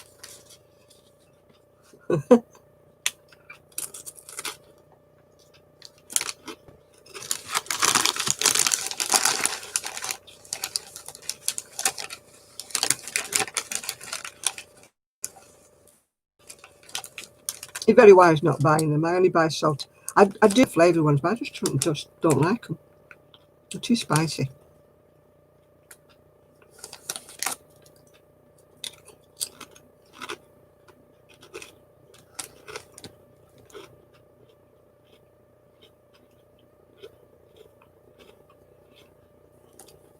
Pringles, oh. I don't know what there is about Pringles.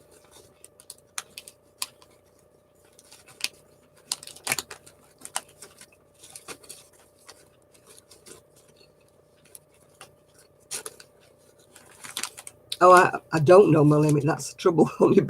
That's why I'm trying to be strict with myself and only having small packs of things, small packets of things.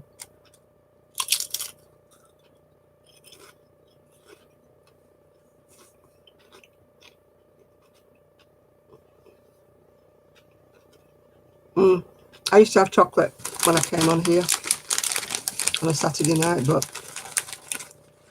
I stopped. Chocolate is very moreish. If you don't have any, you're fine. But once you have 1 bar. Now, ice cream is my own doing. I do like ice cream. But no, I couldn't sit and eat a big pot like some people do. No, I couldn't do that. I see some people with them huge, but you know, like that shape. And they're sitting with a spoon eating it all.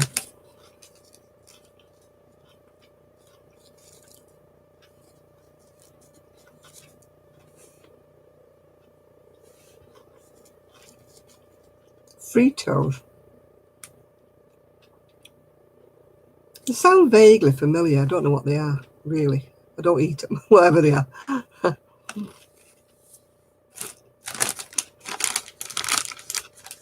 Anybody in the UK, do we have Fritos?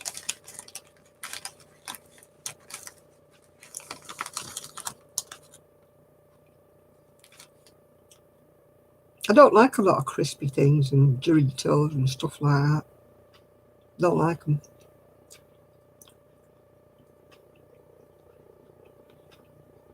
Those twiglet things that taste like Marmite. Ooh.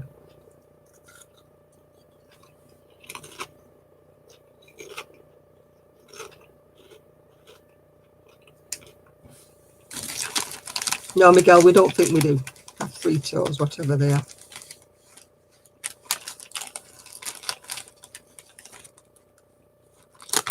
We may have something else that's called a different name. It's like your Fritos. Vanilla custard ice cream. Sounds quite nice.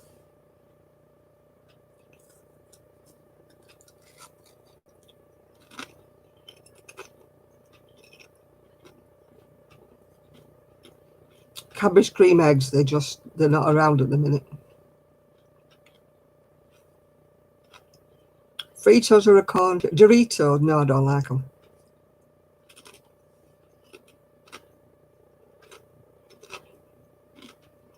Hi, Jumping Frog.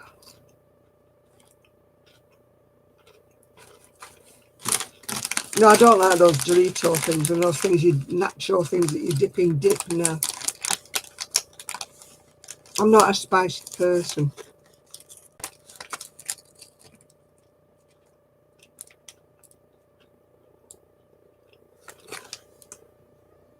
Oh gosh, that takes me back bird's custard. My mother used to make it.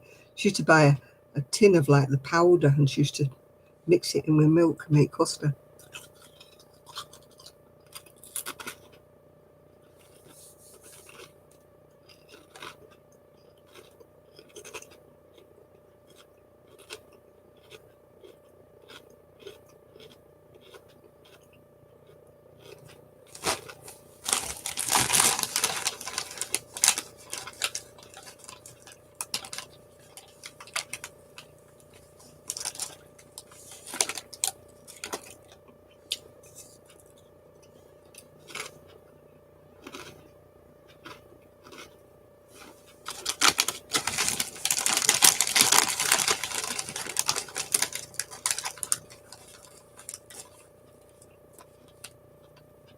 I was watching a program on Walker's Crisps on this factory where they make them. And cheese and onion is the most #1 flavour, followed by salt and vinegar. I wouldn't have thought that.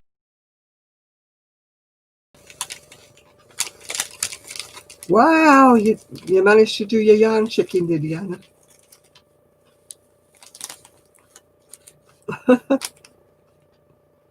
As long as it's not you that's cracked Honeyboo, so.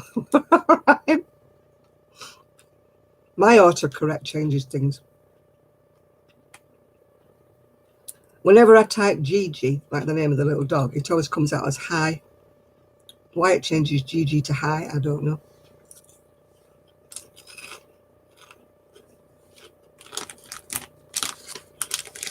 Really makes me cross. I finish up typing in capital letters, Gigi. I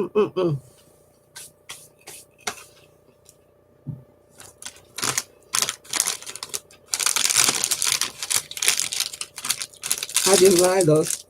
I have to take the blue bag out and throw it away. I've got hiccups again. Oh, the little tags are showing again. doesn't look emerald, does it? Your dress. Your dress is a bright emerald green.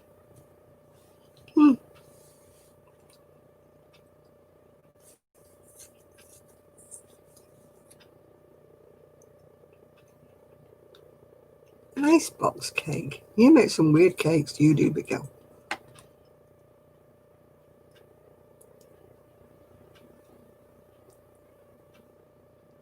Okay, Anna, we'll see you later, hopefully. Icebox cake. Never heard of it. Huh. And I've got crisps stuck in all my fillings.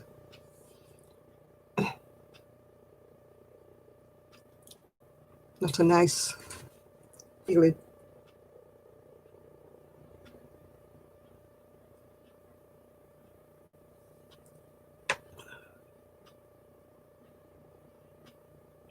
That's one reason why I don't like Blackpool. I hate the smell of greasy donuts. I hate that smell of donuts. Oh.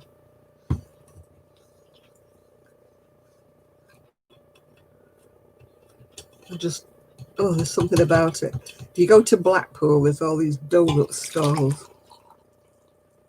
They just smell of really horrible oil.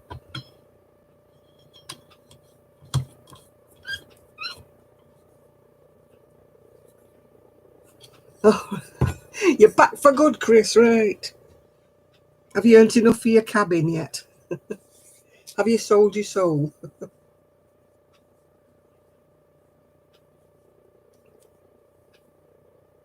I don't like donuts at all. Horrible. You're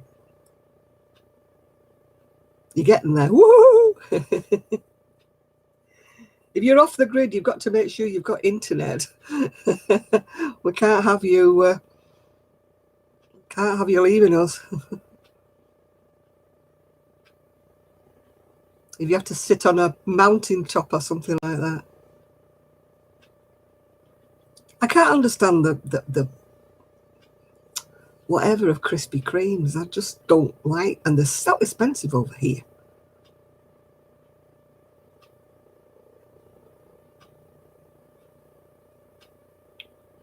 Oh God, we used to get the smell from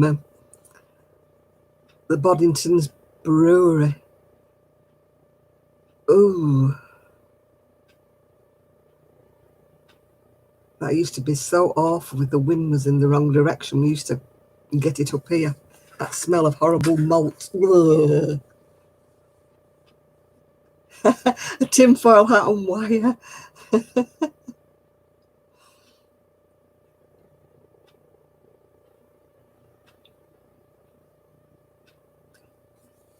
Yeah, you've got to do that, Chris. We can't lose you. I'm sorry if you have to stand there with your tin hat on. You've got to do something, mate. Can't have you going off the air in your little cabin. You've got to have some internet.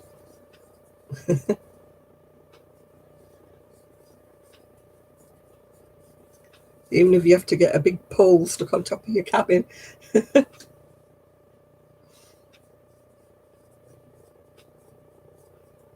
What will you do for electrics and that? You're going to get solar panels and things like that. Of cooking and stuff, yeah. I know you can get the gas, can't you, for cooking? Propane, do they call it over there? We call it gas here. All right, honey boo boo. Bye bye for now. Hopefully see you next week.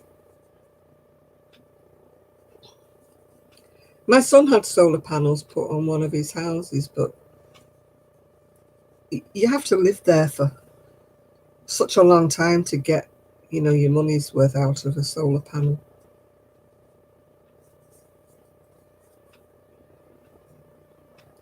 Which he never did. They sell Krispy Kreme donuts at the Tesco up here, but I've just never fancied them at all. They're so expensive as well. Not twice the price of ordinary donuts.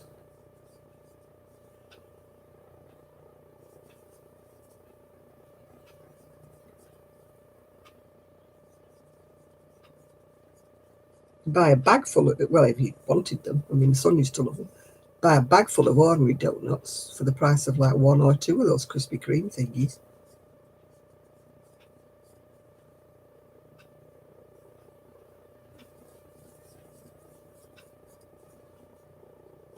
Don't know why, but Krispy Kreme always reminds me of The Simpsons. A sun oven, you might be able to use a sun oven over there, Chris, but you couldn't use a sun oven over here. You'd wait a very long time for anything to be cooked over here.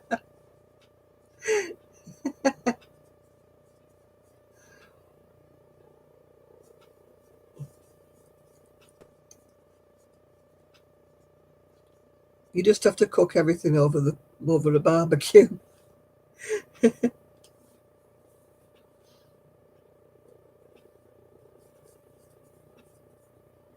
I mean, I get loads and loads and loads of sun here, but you know, to get solar panels, the cost of them, you know, I'd never get my money back.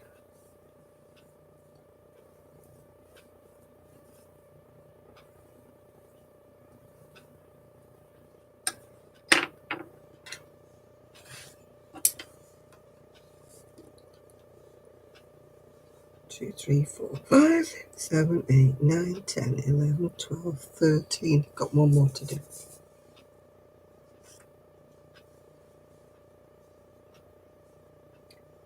Oh, Chris off the grid. Oh dear. Yeah, we used to have a generator when I lived in Wales because there was no mains electricity.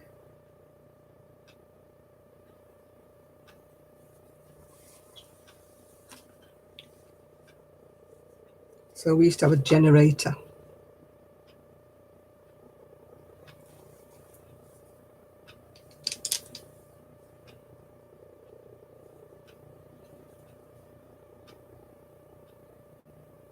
Oh, we can't be lugging buckets up the hill, Jill. Gosh, no way. You need to get a pumping station.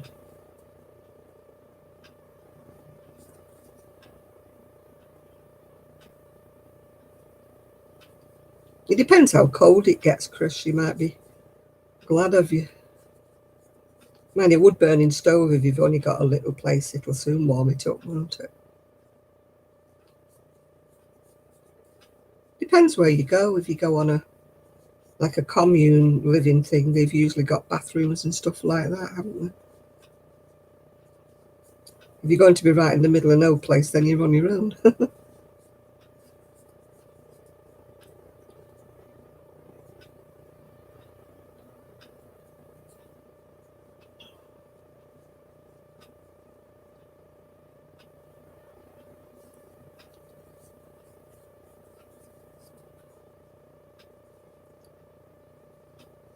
Yeah, if I lived in, I'd like a tiny house, but it would have to have an aircraft hangar next to it for me craft.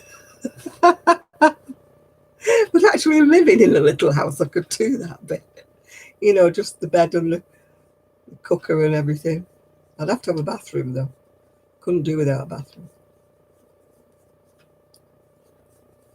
But I'd have to have a big space for my crafts. Yeah, one of those container wagons, you know, containers for the crafts and live in the tiny house, yeah.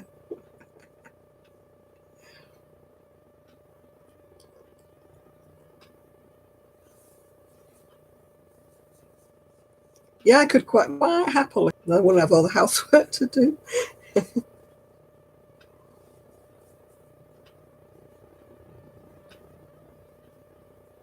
Oh, that sounds interesting. You've got to do some filming.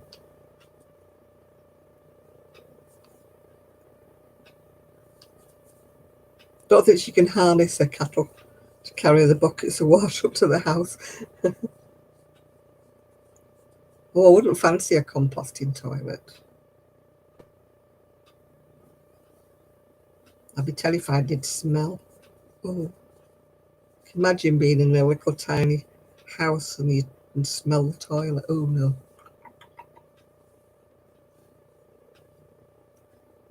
Yeah, a tiny house with a very big storage shed. That's me. You've got me down there, Ray. Hi, baby. Hello there.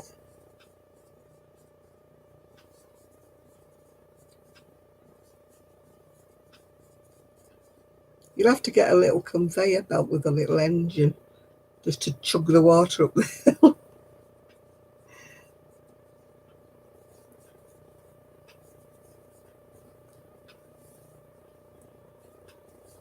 When my mum was a little girl, they had well water. They had to go to the well and lug it all the way up a hill in buckets. And then when they moved house, they had a cold water pump in the yard. When you think about it, how cold it must have been on an icy morning. Sticking your head under the pump. Ooh.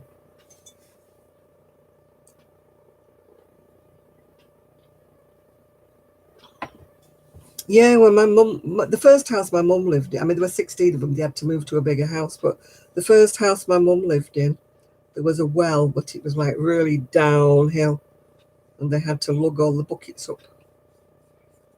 Then they moved to a farmhouse, and yeah, I'm doing a different project now, baby. And then that had a pump, a cold water pump in the yard, yeah.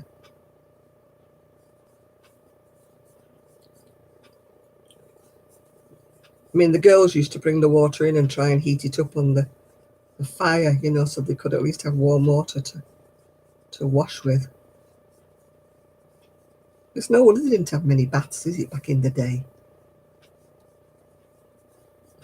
So hard, isn't it, to get warm water? I mean, there were 16 of them, so they couldn't have baths, could they, from the fire, you know what I mean? Woo!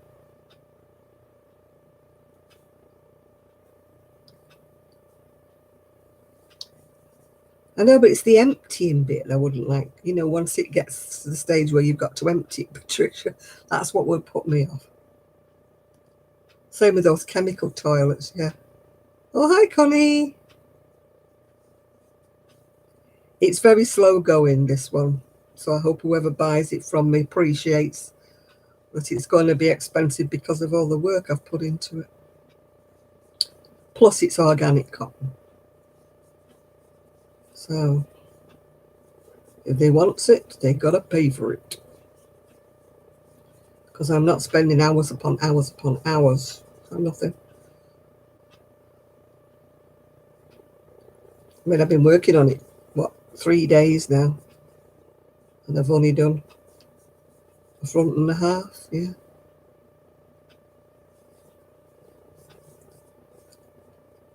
It's quite hard on the fingers, actually, this organic cotton.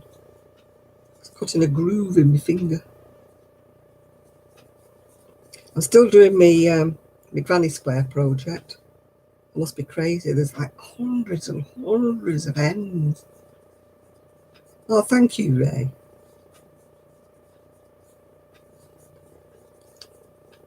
I've got to get myself organised and get sorted out. You know, tip everything out onto the bed and sort everything out.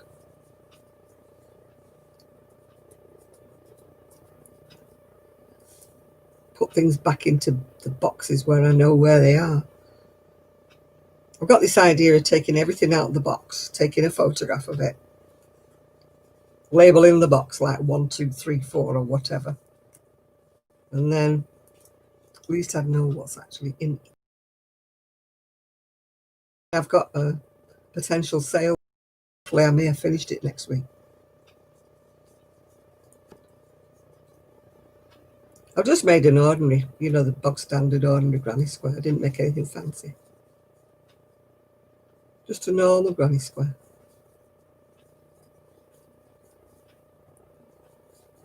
But I've got to the part where I'm putting them all together now. So you should be able to see the finished object next week. Or in the middle of the week if I do a video. Oh, where's my head? Oh, I know, it's hairspray. 2 years.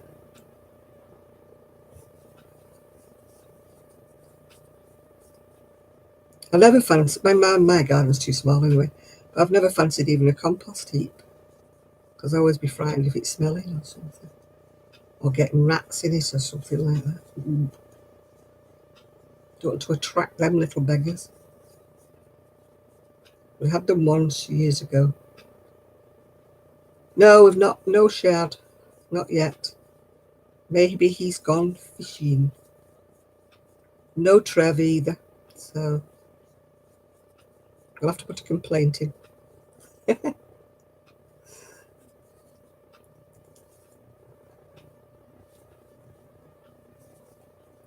Yeah, my garden's too small. I mean, at one time, our local council was handing out wormeries,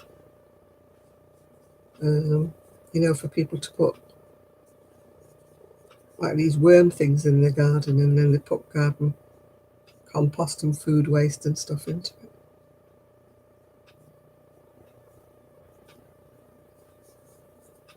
I mean, it's all right putting greens in it, isn't it, and lawn clippings and that. So I wouldn't want to put anything else in it, yeah. Otherwise, it'd be very smelly if you put anything else that was raw or anything in there.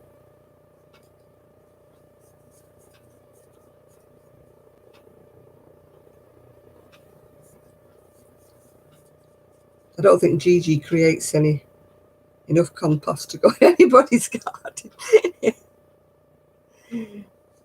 Gigi's compost gets put in a little poo bag and put into the bin.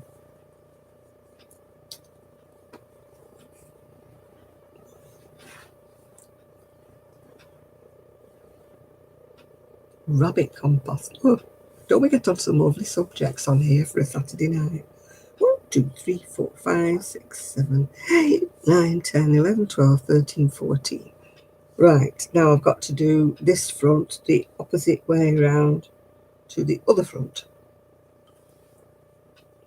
Otherwise, I'll have one with the wrong side and one with the right side. I used to do that when I was younger. I used to think, oh, it'll be all right. Yeah, just do the same front again. Then when you sew it all together, you realise you've got like one wrong side and one right side. Hello. But when I was a kid, you know, anything that was easier.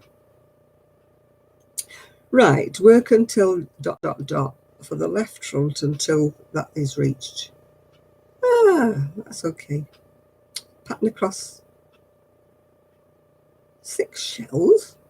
Don't be daft.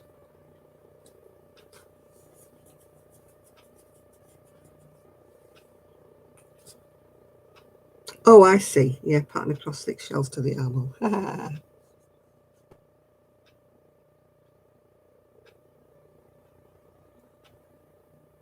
Yeah, we talk about all weird things, don't we, Connie? Our conversations take very strange diversions.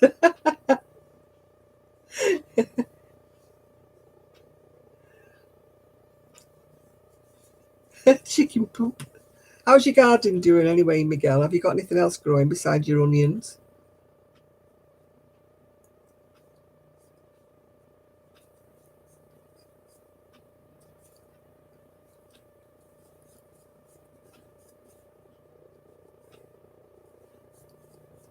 You can tell you live in the country when you got a tractor supply store or a feed supply store.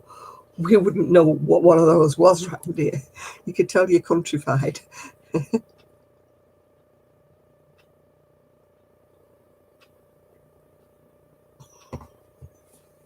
Oh, you get all sorts of weeds from horse manure. These weeds growing.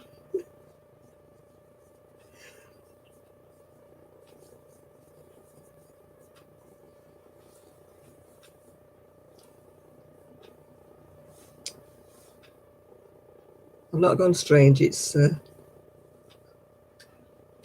incense stick is wafting over this way.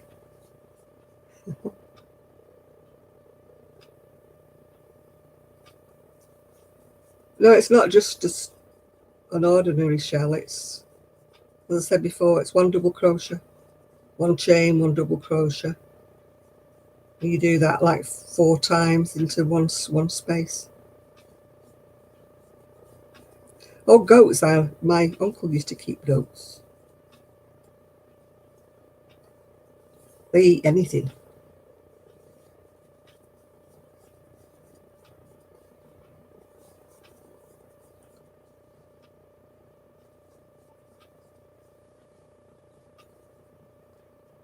Oh, you've got tomatoes now.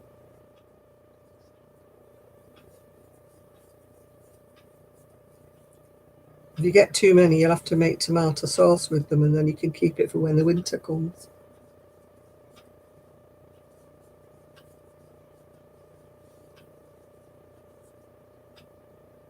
Goats more or less eat everything, don't they? Bushes, anything you're washing. Yeah, the little goats on there. I'm a Survivor, yeah. That little pig's gorgeous, isn't she? And that little pig that they lost in the storm.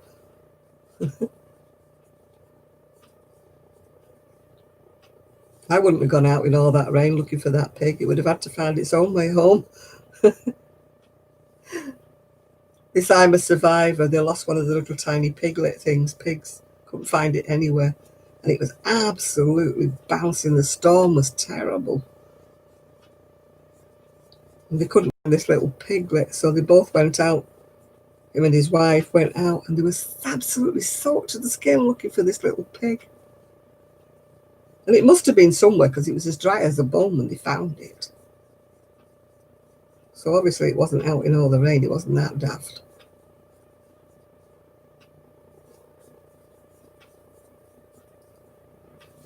Yeah, my uncle used to have a couple of little goats. And then, of course, they had baby goats. They had little ones. They used to live in a dog kennel for little babies. They used to go in there to be out of the rain. But it's funny when you're younger. I can never remember it raining when I used to go there. And we used to go and spend a fortnight at my auntie's, yeah.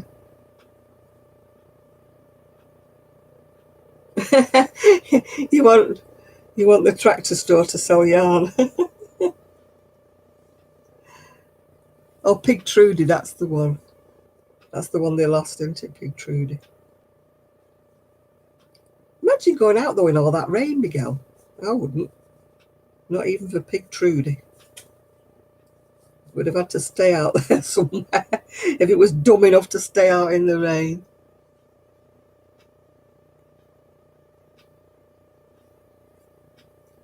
Oh, Miguel lives in America, so I don't know whether we get them over here. I don't like okra. I really don't.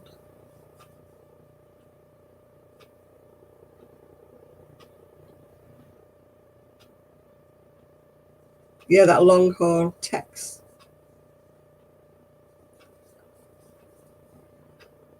It was a bit nazi though, wasn't it, that Tex? It went up to that little calf, didn't it? And give it what's it here? Nearly got it with its horn.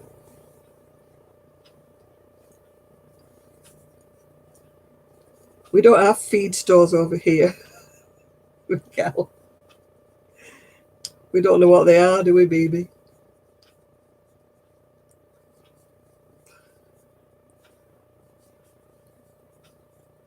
You maybe get some online. Oh, I don't like okra. It's not nice at all. Or maybe it was the way somebody cooked it for me, but it was horrible. It was like slime. 1, 2, 3, 4, 5, 6.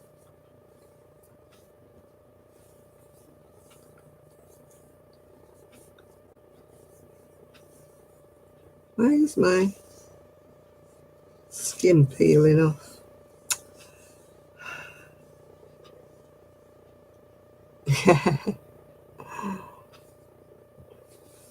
I watched the Yorkshire vet over here, and there was somebody there who had a house-trained pig. It was living in the house, and it used to go out through the cat flap when it wanted to toilet. And I'm thinking, I still wouldn't want a pig in my house. Oh, no, thank you. It was there, sort of knackering the sofa because it was that heavy. I don't want it ruining my furniture. A great big pig.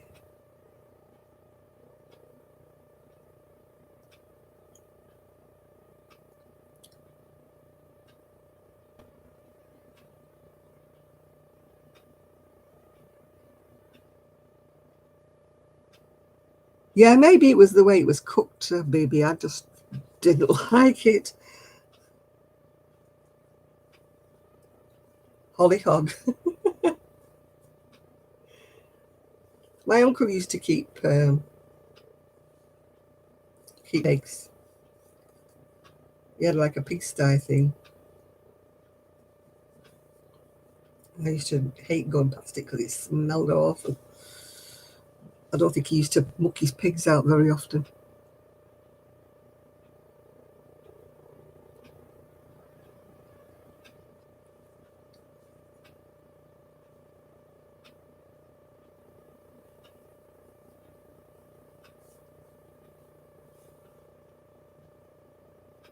Well, I couldn't keep a pet and then have to kill it, you know.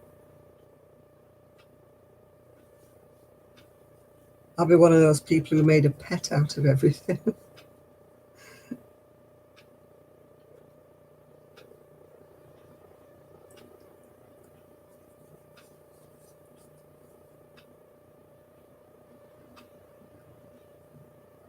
I just, after my experience with the okra, I just wouldn't. Oh,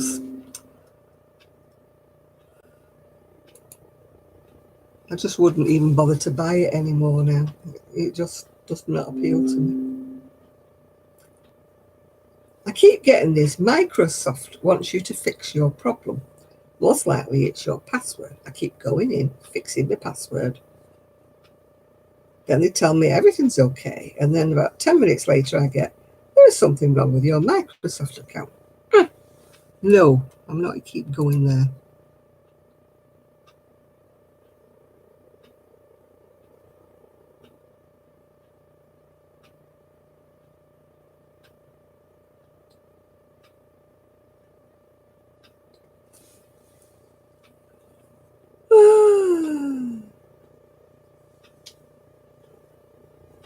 As I say, probably the way it was a West Indian who cooked it for me, and I just didn't like the way they cooked it. Your cucumber plants have got blossoms. Ah,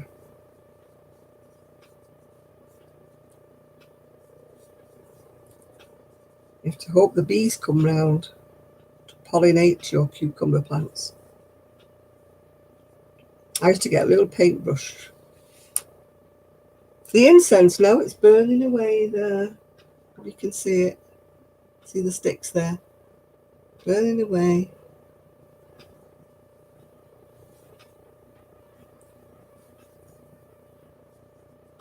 Oh, they always used to smell my uncle's pigs. Well, the piggery did.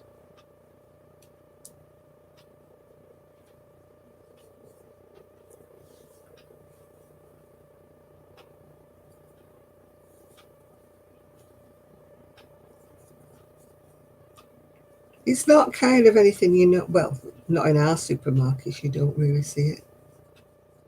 You see it more in, Asian or West Indian shops. You see okra.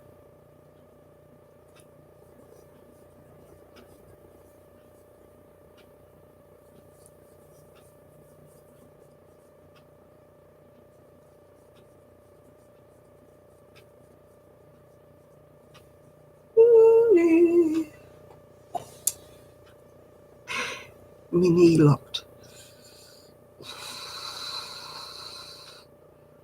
I've discovered that's why I get a cat's bum mouth, is because I don't smoke, but it's bum mouth.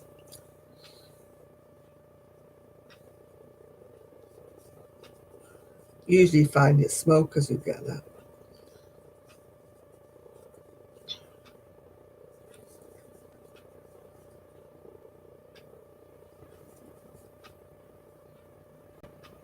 You have underground bees. My son had to get rid of wasps that were making a hole in my... There was a little gap in the brickwork above my kitchen door. So he had to get rid of them.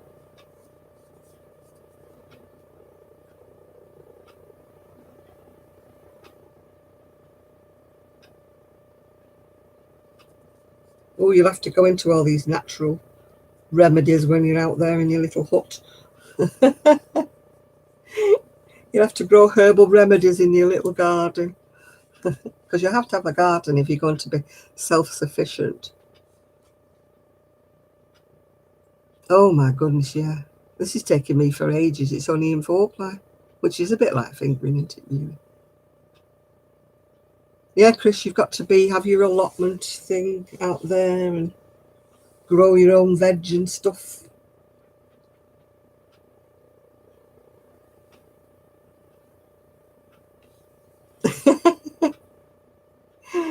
Yeah, gosh. Yeah, you have to. You have to do it all. Yeah, if you've got some land, like, you know, you can fence your little bit of land out often. If you use the right kind of soap, you know, for washing your dishes and stuff, you can use it to water the plants, can't you? So, see, I know all about this ecology thing and all that jazz. I just couldn't do it. So I've watched I have a thing about watching all these, you know, tiny house programs, and people are self-sufficient and, you know, water their garden. If you use this special kind of soap that's safe for the environment, you can just let your water, like from your bath or whatever, run away onto the land because it doesn't do it any harm. Yeah. You'd have to get that aircraft hanger next to it to put all my stuff in.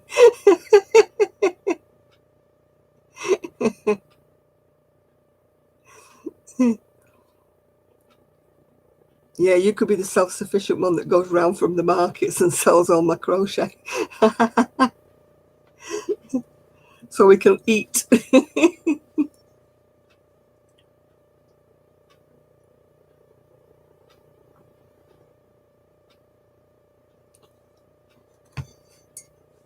Taking dirt from your garden and flying off with it, I wouldn't have that. I'd get my little water pistol out and shoot them all.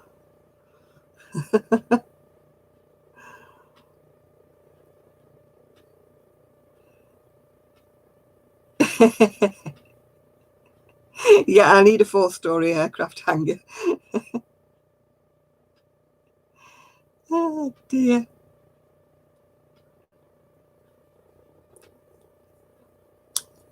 I used to think when I was younger I'd love to live in a commune. And the way that I would earn my keep was not doing the gardens and stuff like that, because I've not got green fingers, but would to sit and, you know, crochet and do crafting and stuff. And, you know, then when they sell homemade jams and stuff like that, that they could sell my crochet as well, just to earn my keep to stay in this commune. But then I'd be expected to cook, so that went off the idea. Cooking is not my strong point. People would be leaving the commune in droves if it was my turn to cook.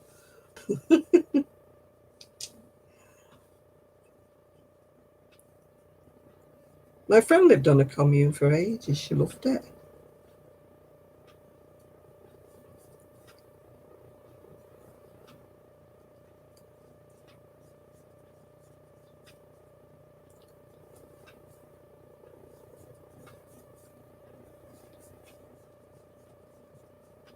But, oh, it's only 20 past 11.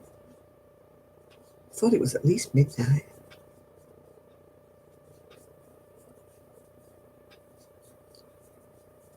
See how long it's taking me to crochet this thing. You know, when you put things up for sale, I don't think people appreciate just how...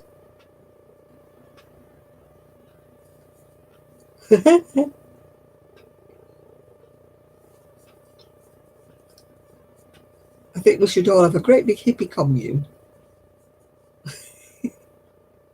Jill can bring her cows and her goats, and Miguel can grow his veggies, and Chris can make his dandelion, whatever. I'll do my crochet.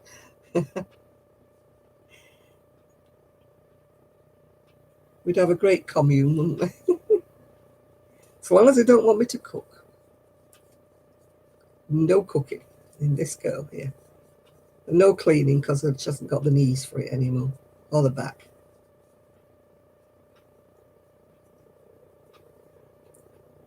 Yeah, I can't earn my keep very much unless I can crochet. That's the only way I can earn my keep at the moment, Jill. I can't do cooking, cleaning and all that jazz.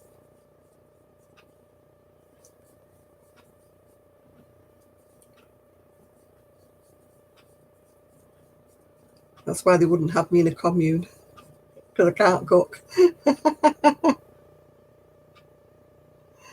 Oh, I can shell peas and peel potatoes, but I can't cook. As long as I can sit down. Hi, Tina. Oh, yeah, I'm good at preparation. I can do that bit, Jill. Just don't ask me to cook it. Yeah, I can do anything if I'm sitting down. Hi, Kimberly. Where have you been, girl? Have you been sorting out more wool? I can slice onions, but I'll cry. I always cry when I slice onions. And I don't like chopping garlic because you can't get rid of the smell off your fingers.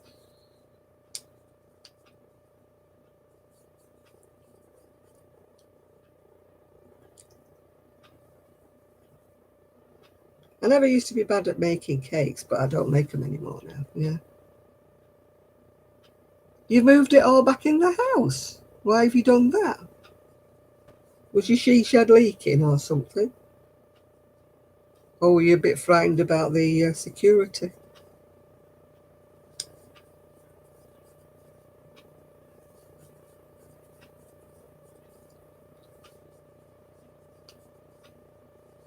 You're turning into me again, Kimberly. Sticking everything in.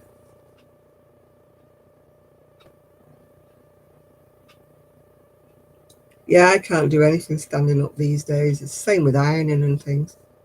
I iron when I'm in the garden now. I sit in one of the garden chairs. I can iron in the garden, funny enough. You know, like when I'm looking outside, it's just can't iron when I'm in the house. It just gets me nerves. So come on, Kim, why did you put all your stuff back in the house?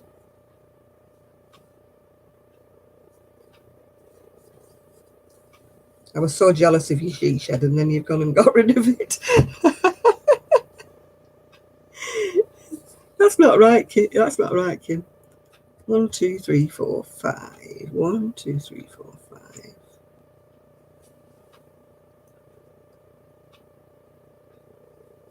Yeah, well, I did think about that, Kim, but I thought maybe you'd got some kind of insulation. Uh-huh.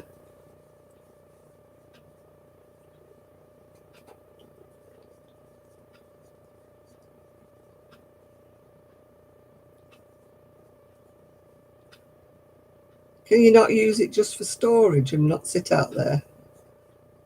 Or, you know, because I'm going to try and use my garage for more storage when I can get it sorted. Breaking news, huge police presence and large cordon at an illegal rave. Who the hell is dumb enough to have a rave in this kind of circumstances?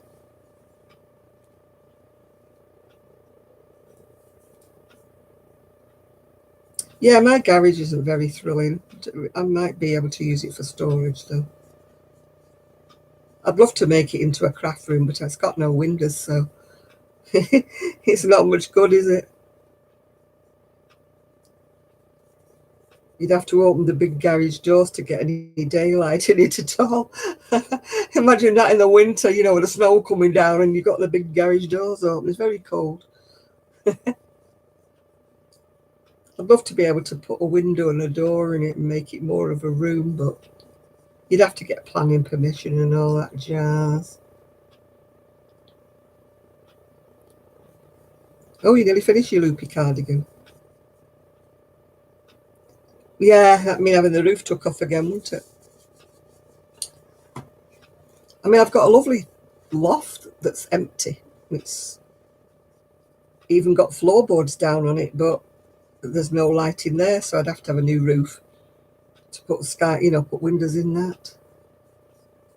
Why is Buckingham Palace boarded up? I suppose it's to stop anybody breaking windows or storming it or doing something or other, I don't know. Maybe they're doing some renovations, maybe. Because the Queen's not there at the minute, is she? So she's sheltering from COVID with Philip somewhere else. Yeah, it's probably the protest. They're probably frightened of somebody storming the palace and trying to get in and wreck it.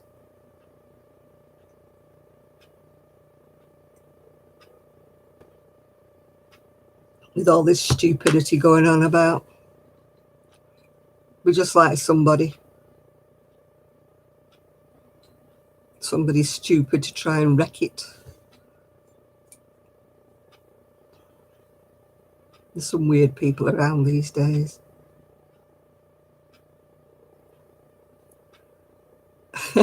I'm sure Bubba's not gone to Britain, is he'll be back eventually, Miguel. He always does.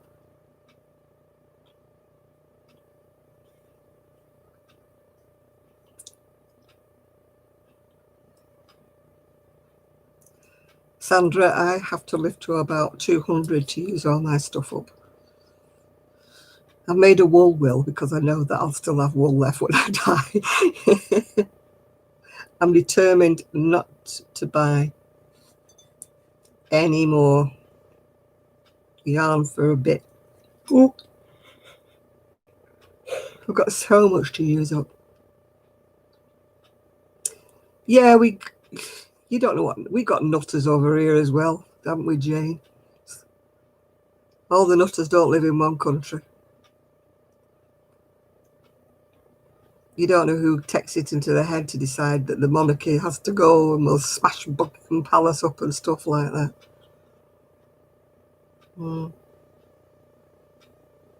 Bring the troops in. Tear gas.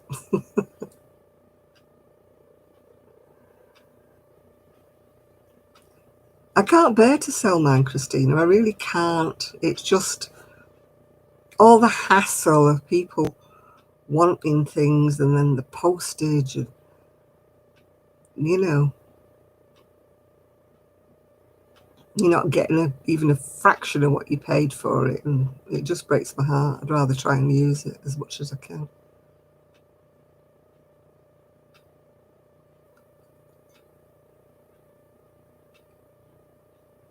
I've got to start using my American yarn up. When people donate me American yarn, I won't use it to put in the shop. I don't know why I've got this thing that when people send me stuff, I've got to use it for me. And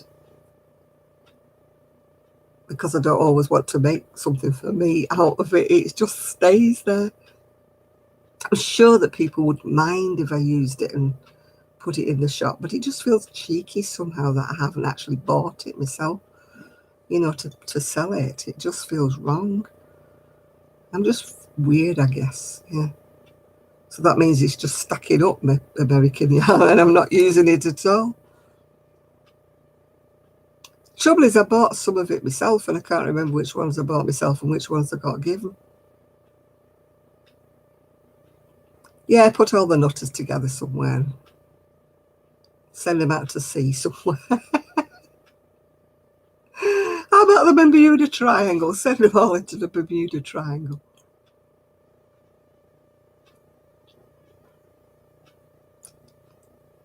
They're all over the world. That's the trouble.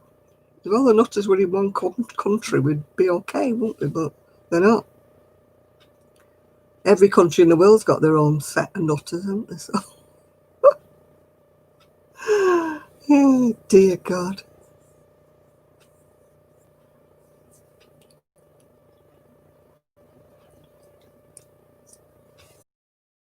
To make, yeah, things with them.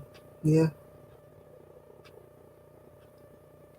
Yeah, send them up to Alaska and stick them all in the snow. It's jolly soon stop moaning them, won't they?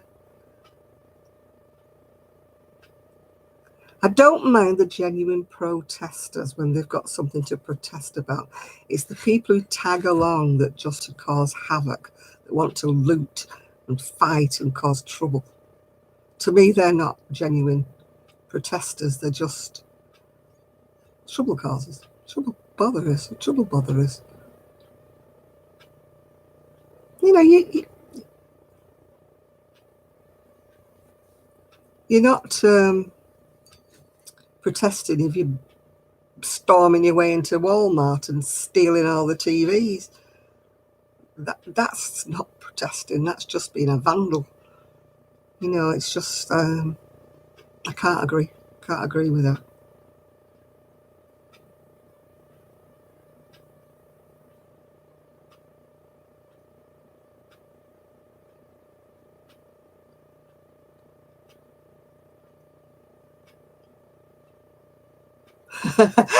Nutter popsicles, I like that, yeah. You're going to Alaska? Well, you need your furry hat for Alaska. It'll freeze your little vitals off. You won't be growing many veggies out there, will you? Well, not in the winter anyway. I wouldn't want to be self-sufficient in the winter over there.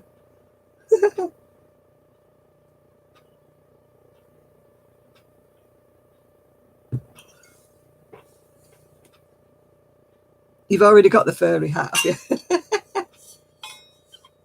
What was he called? Daniel Boone or something that used to wear that fur hat with the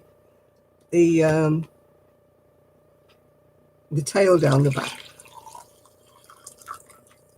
What was it called? Like a raccoon hat, wasn't it? You know, that thing down the back. I'm going back a bit. I'm showing my age up here now. I think it was Daniel Boone. Davy Crockett, that was it. Davy Crockett, king of the wild frontier.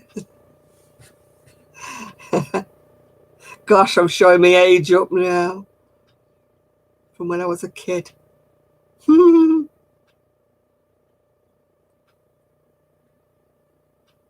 mean, now they'd have him in nylon fur hat, wouldn't they? He wouldn't be allowed to go and trap it, would he? Oh, yeah, Snake Island would be another good place to put them, wouldn't it?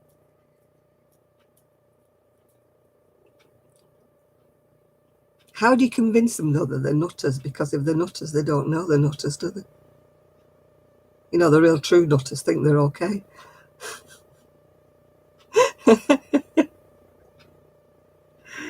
You know, you'd have to sort of make a ruling, right? You're a nutter. No, you're okay. You know, you're a nutter.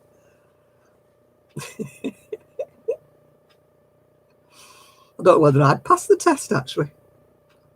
Is there a test for nutters? Do you have to pass it to be deemed sane? I'd never be deemed sane in a million years. They'd be saying, well, she's a bit iff. You know what I mean? She's got a funny little traits. She's a bit...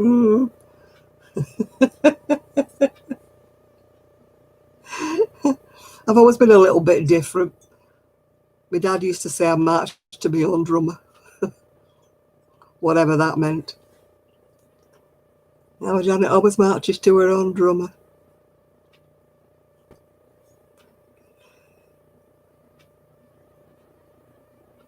I think it was his way of saying I was a little bit odd.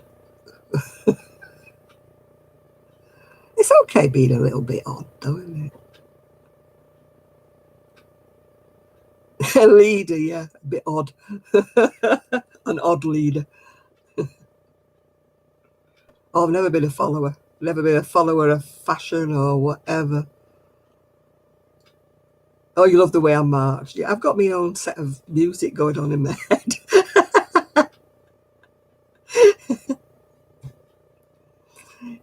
Normal's pretty boring. I'd hate to be normal. I love to be a little bit, not altogether weird. I don't want to be altogether weird, but I like being a little bit weird. When you live by yourself, if you weren't a little bit weird, it would drive you crazy. You have to be a little bit off-centre, if you know what I mean, to cope, don't you? Well, you hide all day long. I'm just that kind of a person.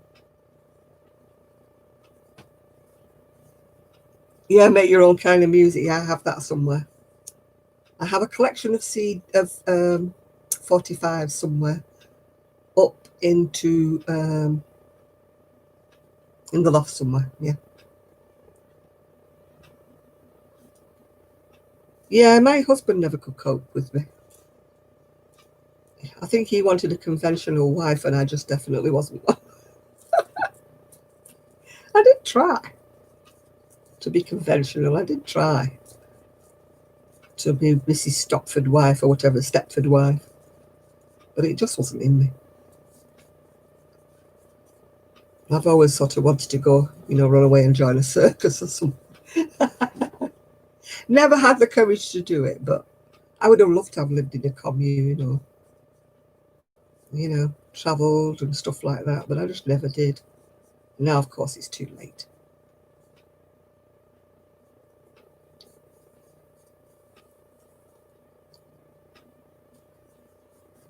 But I've never wanted to do what other people do.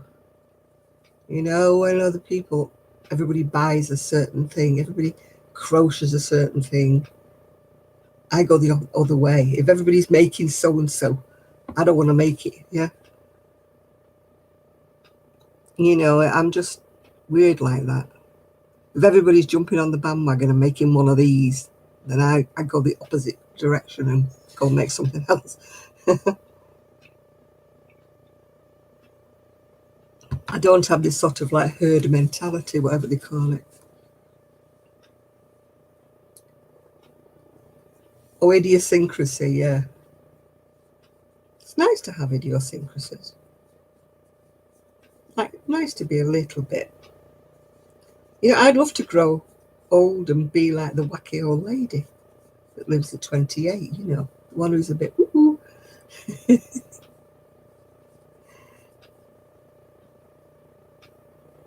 Oh, I've got a butterfly brain when it comes to telling stories. My ex-husband used to get so really annoyed with me because I would be telling him a story and then my mind would flit off somewhere, then I'd start telling him a different one, and he's way behind me, he's still on the last story, and I'm like, keep up, Baggy, keep with the music, Baggy, I've changed the subject now. And he could never get the hang of any of that. He was like a lot slower witted than I was.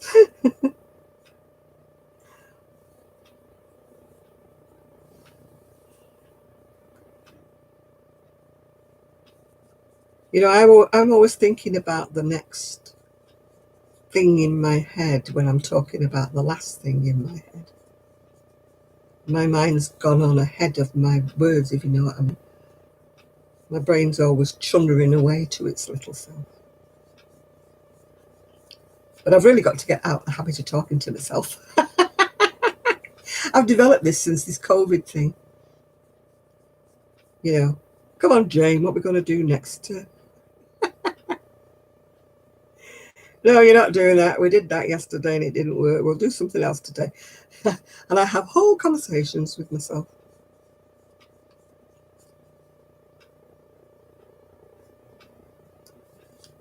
Oh, I wanted to join the forces when I was young, but my dad, auntie, wouldn't let me. I shun her away to myself all day long, Chris. I really do. I've gone worse. Hello, Shad. Where have you been? Necklace. Oh, dear. Hang on. It's a long one today. Are you ready? Look at that. Look at that jazz. Love it, love it, love it. Look at it glitter. Woo!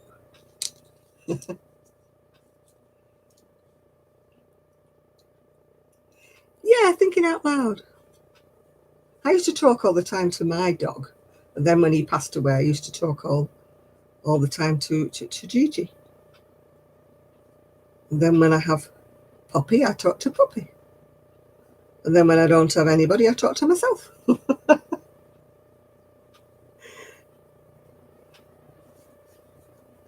I'm sure people must wonder. I'm sitting in the recliner in front of the window, and I don't know whether people think I'm a secret person like. But I keep thinking that they might think I've got an earbud in from a phone, you know, or something like that. I don't like them earbud things in phones. You're standing next to somebody and somebody says, "Oh, hi, how are you?" and all that jazz, and you start answering, and then you realise that they're on the blooming phone.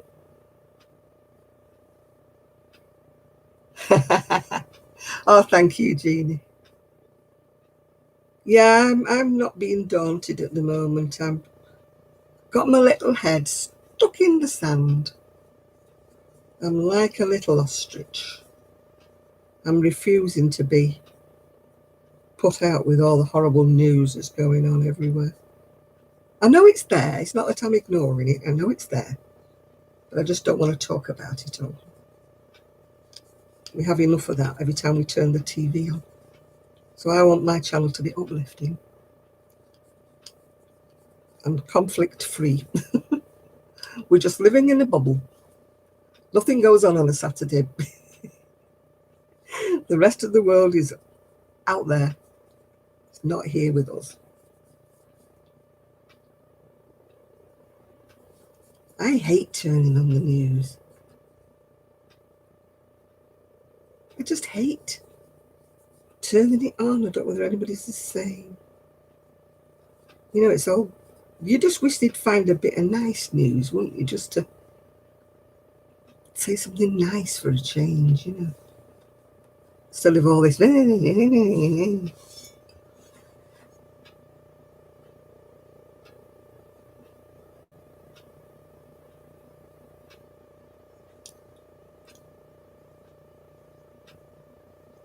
Yeah, I just don't.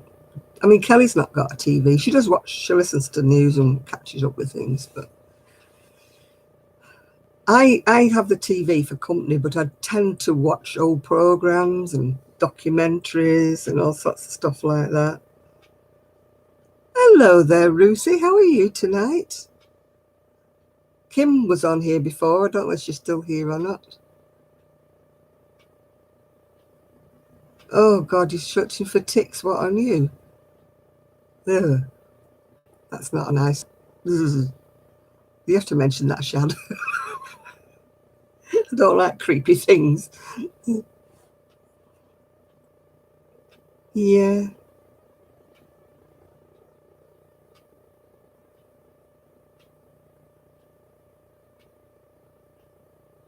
Yeah, I watch TV, but I tend to watch the old programs, you know. And I tend to skip about so that I don't see anything that's newsy. You know, I'm watching the old shows and stuff like that on the TV. There's lots and lots of channels on. I have Sky TV, and there's lots and lots of old channels with the old comedy shows and stuff like that. And I love watching documentaries. You know, that's why I've watched things about Alaska and stuff like that. Yeah, it doesn't bear thinking about, does it, Ruthie? You know, there's enough going on. We don't want to know every time we turn on the television, somebody's going ba-boom, ba-boom, ba-boom. This is happening. This is terrible. This is happening. This is awful. No, I don't want to know. I know it's very ostrich of me, but, you know, I tend to only want to know what's directly affecting me. I know it's a selfish way of thinking, but I can't change what's going on in the world. I wish I could sometimes, but I can't. And, you know, it does. It just depresses you. So I think if you just can stay with the YouTube people doing crochet or something, or watching all the old movies and the old comedy TV shows and stuff like that, and just stay right away from. But I do like my documentaries, I must admit. I watch things like, you know, why abandoned engineering, and I love rail journeys. I love watching the rail journeys. You know, the trains that go through all these various places. I watch all of those. And yeah, I've got no patience with the stupid either, Patricia. Yeah, and I like watching, you know, people like Michael Palin when he goes around the world. And I've seen them all before, but I watch them all again. You know, inside the factory and how things are made.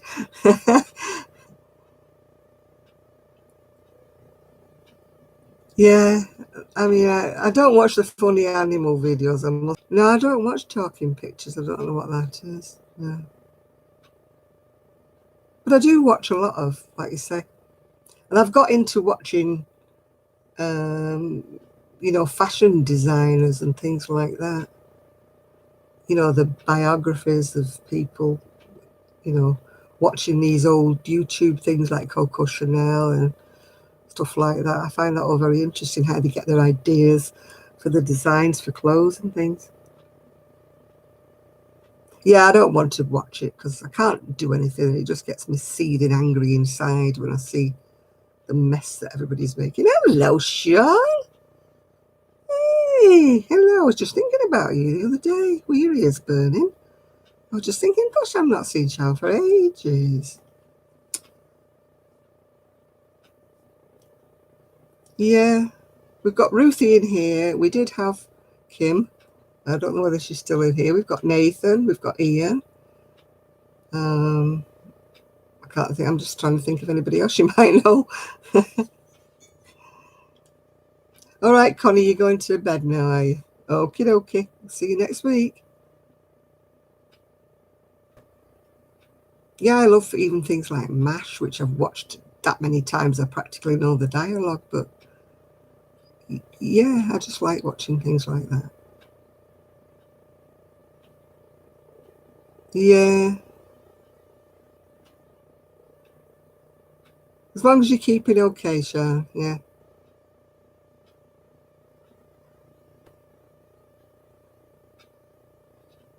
You know, and I don't hear from you for a while. I worry about you, thinking, oh, I hope she's okay.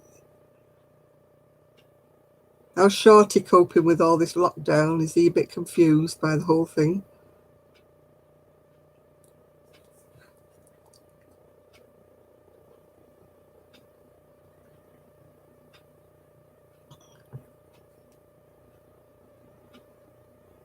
Or is he quite happy he's not going to school?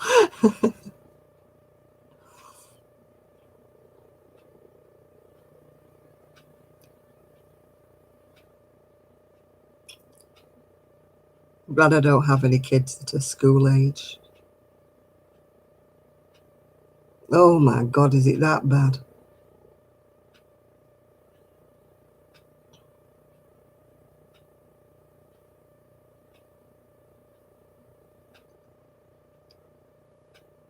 Yeah, I can imagine.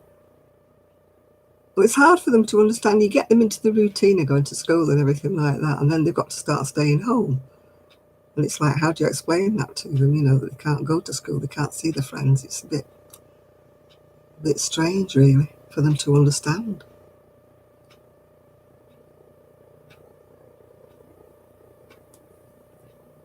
And then, you know, when do you think it's safe to go back? Do you want to go back? Do the teachers want to go back? And parents don't want to send the kids. They want to send the kids in because they're missing. Um, oh, I'm sorry about that, honey boo. You know, the parents are bothered about the kids missing education, but then they're scared to death of them catching anything if they send them back. And half of the teachers don't want to go back for the same reasons. They don't want to catch anything. It's, yeah.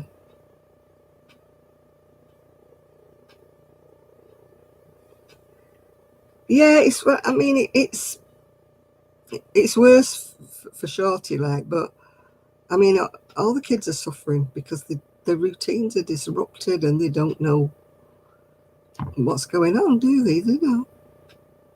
The little ones, you can't explain it to them why they have to stay home, why they can't go to school, why they can't play with their friends. And, you know, it's a difficult time. I mean, the kids on my street have all been playing out. They've been playing on their bikes and scooters and, you know, my heart's in my mouth half the time because they're riding up and down the street and I'm thinking, oh, all it needs is some stranger to come whizzing around the corner in his car and, you know, knock somebody off their bike.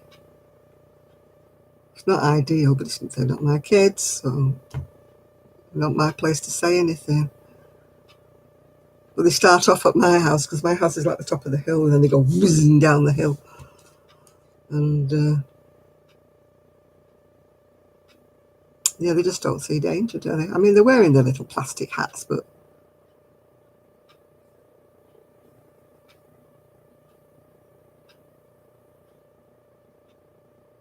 I know Kelly saw her mum for the first time.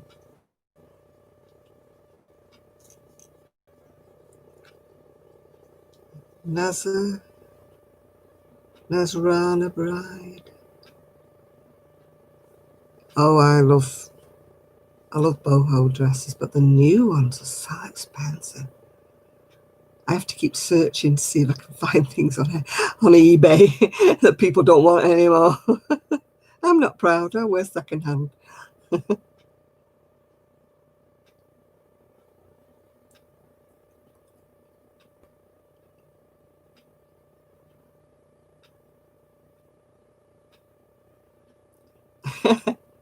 He got a blister from sharpening his pencils. Has he been wearing them out that much? Is he drawing a lot?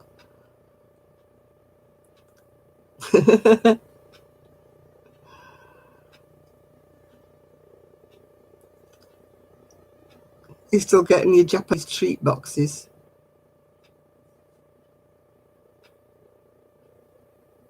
I'll have to look that one up, Patricia. I'm not familiar with that at all. Kumihima. What's that, Nathan, when it's at home? You're talking to the uninitiated here. I have no idea what that means. Kumihimo.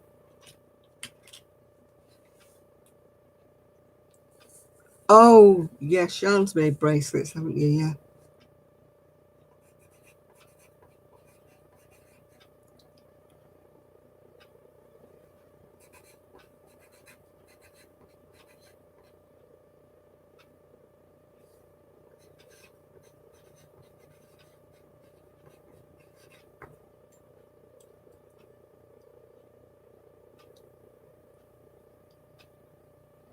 Oh, good night, Rebecca. Are you off now? I hope we have a happy week. Yes, she has been missed. You're right there, Miguel. Sean has been missed.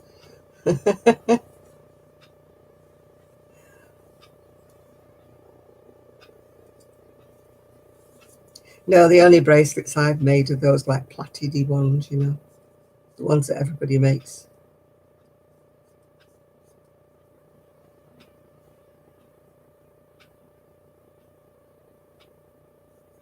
Yeah, that's good. That's good. I think about you every time I walk past that box with all the amigurumi stuff in it. I still haven't found the patterns that go with it all yet. I keep thinking that I'm going to do that. I'm going to get rid of it. And then if Sean doesn't want it, then she can send it on to Kim or to Lucy or somebody. Yeah. Oh, shush, Miguel. Don't say things like that. You know that brings them in. It's like a challenge, like a red rag to a bull when you say stuff like that, Miguel. Oh.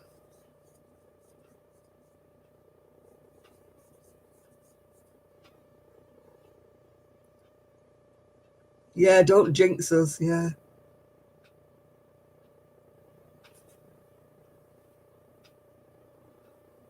I think Shan's not demonstrated it, but shown it once on one of her videos, what she was making. They're like sort of plaited kind of bracelet things, aren't they?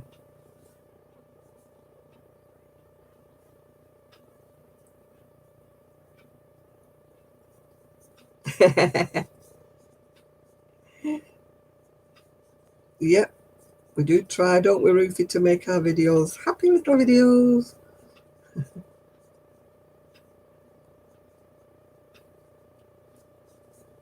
Yeah, they're like braided in a special way, aren't they?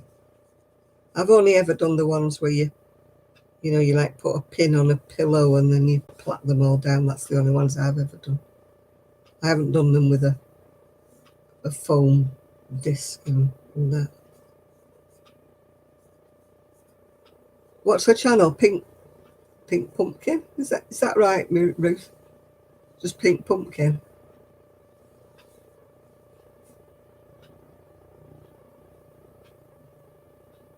We didn't have we didn't do it this week. We're talking about what we normally do on a Wednesday. We didn't have one this week. We none of us were in the mood, really. It was a bad week for all of us.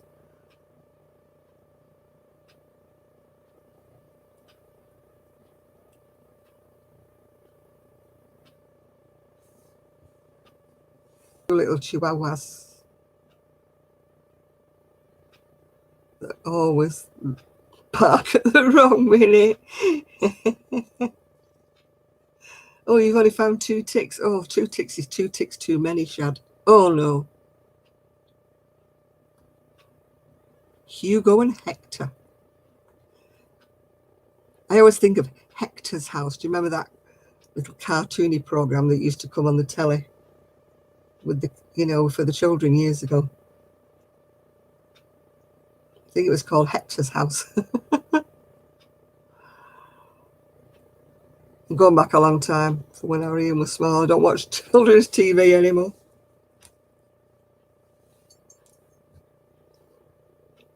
When you've got little ones, you have to watch a lot of stuff.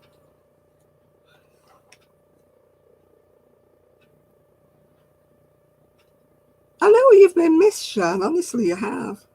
People are always asking about you. We've seen Shan. We've seen Shan. Is she okay?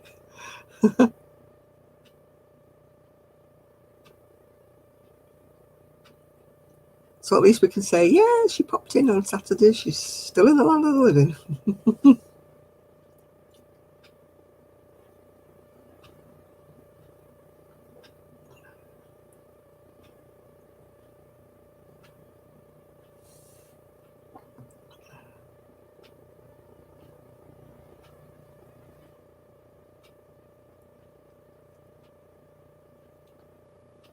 Oh, gosh, I'm glad that we didn't have all this stuff when our Ian was little.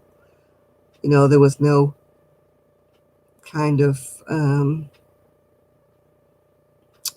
there was only a few children's channels. There was none of this Sky and stuff. I was laughing at that picture today, Ruth, that you put on Facebook of him standing underneath the the umbrella in the garden.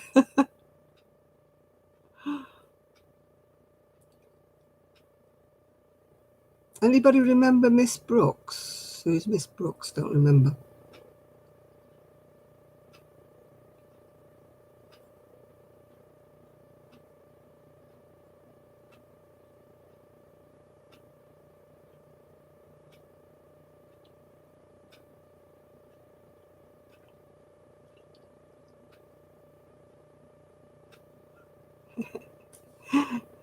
You've been electrocuted.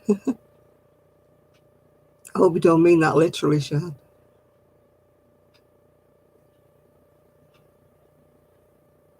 We used to have a radio when I was little, and to turn it off, we had to take little plug things out the back, and it used to always bite me. It used to bzzz. And my dad used to say, "What's up with you?" I said, "I'm not doing it, Dad. It always bites me." The number of electric shocks I got off that thing. It was like zip. No, I've not seen Freaky Geek today. It's not been on yet. It's getting a bit late, really. It's midnight, isn't it? It's getting a bit late for him. A bit late for our Trevor as well. You'll have to save your question well next week, Miguel, if he comes on next week. It's a he, isn't it, I think? Or maybe it's a she. Don't know.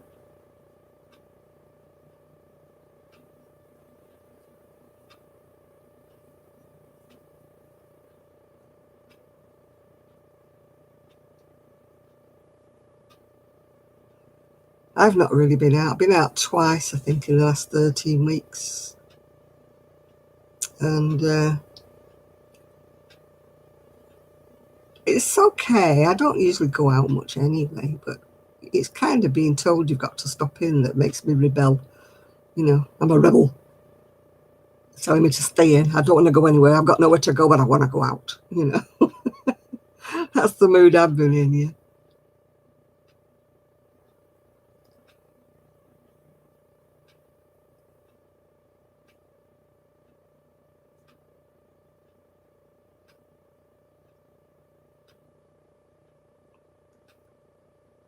Oh gosh, do you remember those TVs? They used to weigh a ton, didn't they?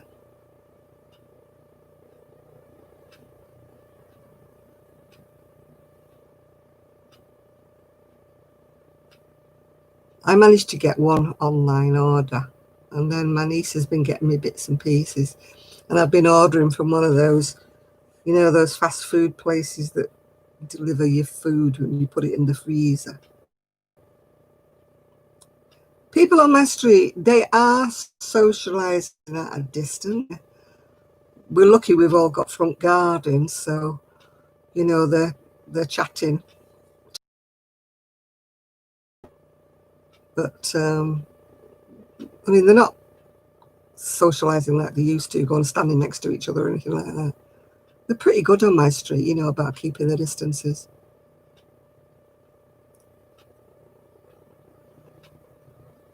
Oh, those TVs, they used to be absolutely massive, didn't they?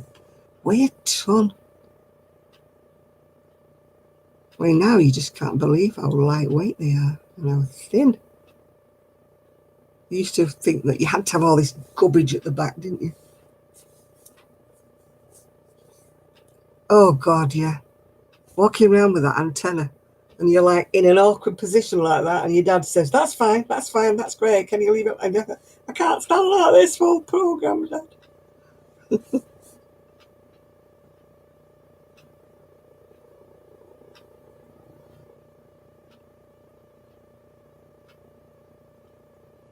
Oh, gosh.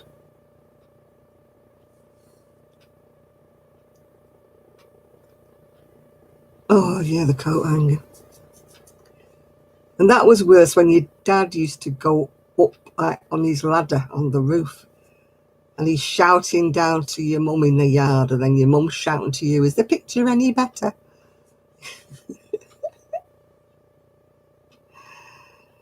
Oh, God, it used to be awful. By the time you'd shouted to Dad that the picture was okay, he'd moved again. And then you go, no, it was better where you were before. Come back.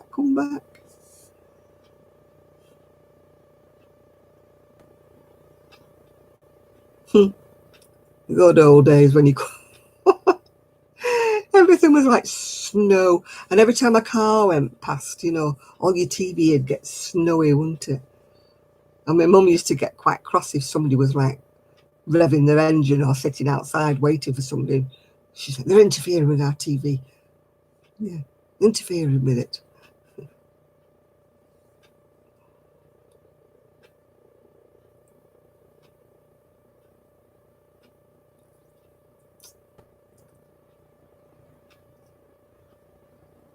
Now we take it all for granted that we just get these pictures. And I mean, mine were black and white and fuzzy, and it looked like it was snowing all the time. Yeah. Yeah, the vacuum cleaner used to get in the way. Anybody going past in a car. Oh yeah, we had joint telephone lines. Yeah, our first telephone was a joint line, And by gum, the woman who, I mean, ours was a business line. And this blooming woman, she couldn't half talk.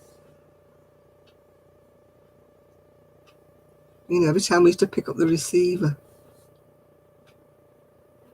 Yeah, it's called a party line, yeah. We had to really campaign and campaign to get our own line. Because it was a business line and this woman was yap, yap, yap, yap, yap all day long. Her bill must have been tremendous because, I mean, you had to pay quite a lot of money for a phone back in the day. I mean, I doubt we would have had one except for, you know, being in the shop and stuff. And, you know, we never had one, like, as a house phone. We just had one for the shop. I mean, obviously we used to use it, but we didn't know people with phones anyway, so who did you call? I hadn't got any friends that I could phone because nobody had a phone. So it wasn't like I could ring any of my friends. Yeah. It was when there wasn't enough lines for people to have their own line. You used to have to share with someone else, yeah.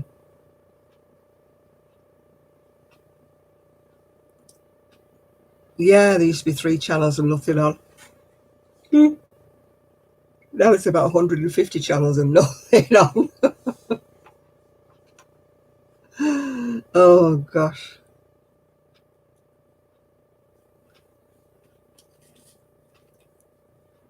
There used to be a song about that, didn't there? About there being all these channels and nothing on. But sometimes there isn't, because I don't like quiz shows and I don't like other things. Oh, and sometimes I'm skipping through them all, and I'm like, oh, God. God, my hair. It's that hairspray I've put on my hair. It's making me itch. Oh, the old rotary phone, yeah.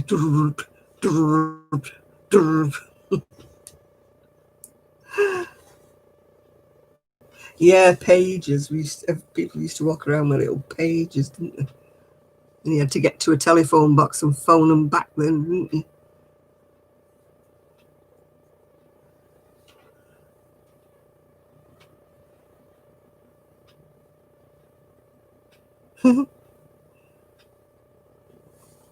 I can remember our first TV. It was huge. Well, not our first TV, our first colour TV, I should say. It was huge. And it had doors on so you could shut it away. So you could, like, pretend you didn't have one. But, I mean, it was obvious to everybody it was a TV because it was so big. Yeah.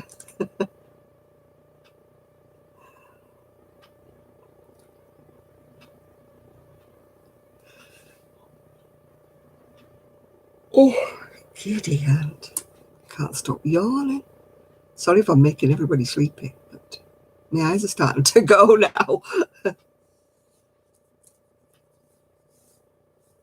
Yeah. I've been going to bed, but not sleeping, you know. Oh, gosh, you learned a lot of secrets, didn't you, on a party line? Yeah. My phone number had letters. It was MAI 7661. That was our number. And it depended what exchange you were on, what your first letters were. Ours was MAI.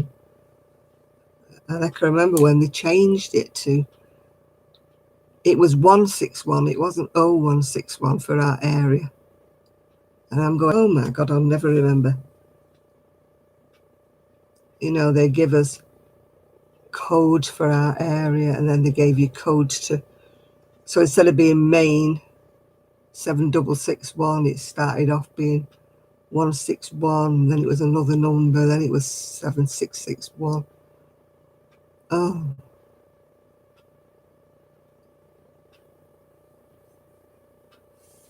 Oh yeah, it was all numbers. We were on a main exchange. That was Oldham was a main exchange. Oh, the dial-up internet. Oh my God, yeah. You'd be there and it'd be going doo doo doo doo doo doo doo doo, and if there was loads of people and you couldn't get on, you'd have it dialing it for ages. I got threatened with disconnection because I fell asleep and left my internet running. And you only used to get so many hours, you had to come off it because you were hogging it.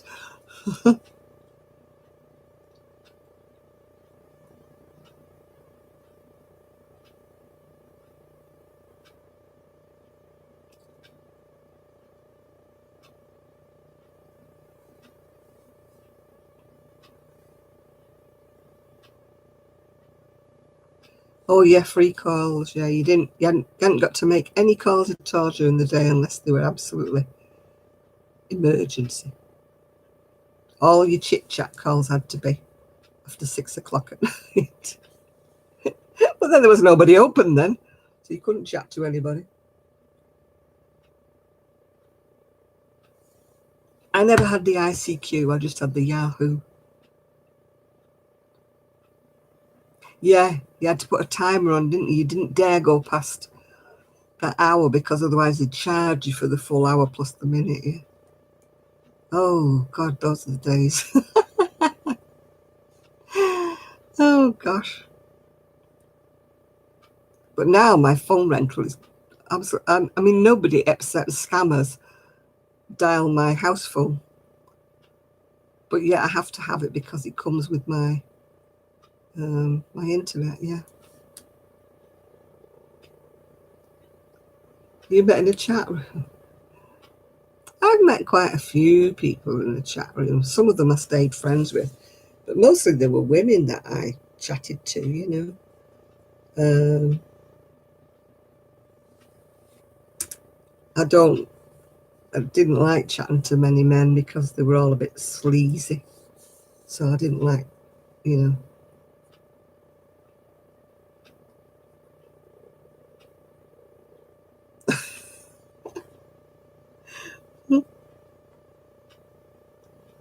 I once ran up a phone bill because I used to speak to somebody in America. My phone bill was awful. Terrible.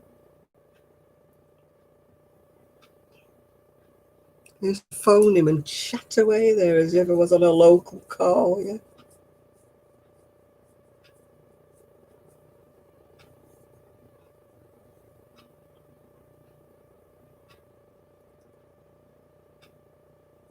Oh yeah, MSN, I remember that as well.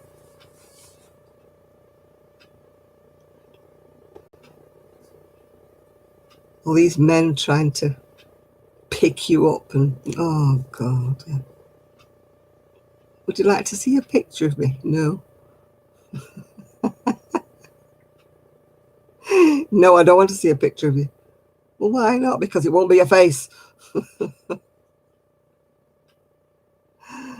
Oh my goodness. You'd be talking away to somebody that you thought was a really decent guy, and then all of a sudden, you know, you get this picture of a part of his anatomy and you think, oh my God.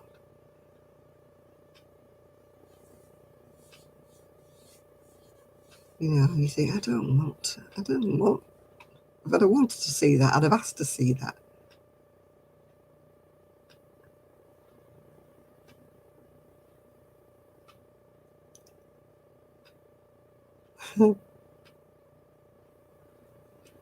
But, so I didn't really do a lot of chat rooms. I only used to go on to ones where I knew my friends were in. There's one or two decent ones where we used to be all like friends together that used to go on. You get the odd stranger coming in saying, show us your whatnots, you know, but he used to say, no, you're on the wrong channel, mate.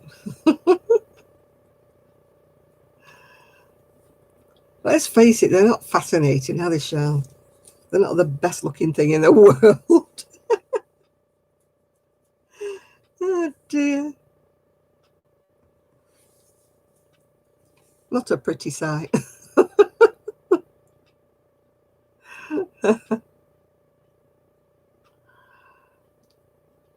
You're having a nice conversation with someone, and all of a sudden, this thing pops up, and you, oh dear.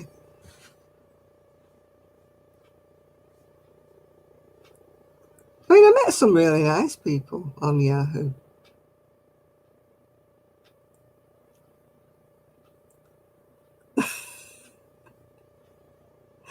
I joined a dating aid site one time. Oh, I'm going back donkey's years now. Must be about 20 years back. Oh, some of the messages and the things I got. I wasn't prepared for it.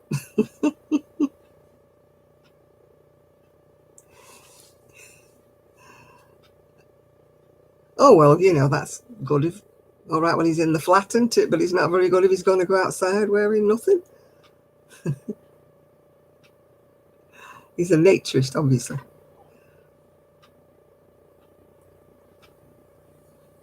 Oh, they never asked, could they show you stuff? It used to just flash up, didn't it, this? And sometimes it would ask you to accept the camera, and I always used to deny it. And then they said, why have you denied it? I said, because I don't want to see what you're going to show me, that's why.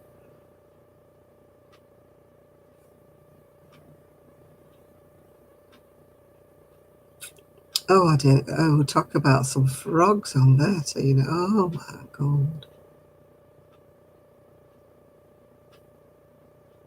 Yeah, that's right, Chris. Get him a kilt shawl.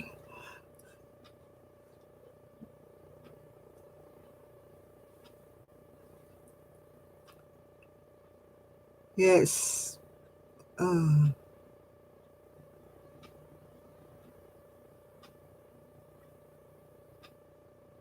yeah, the oversharers. I used to think they are sad, sad little people that sit at home with nothing else to do except flash their bits at women. Oh, God. No. How sad that they can't go out and find a friend. A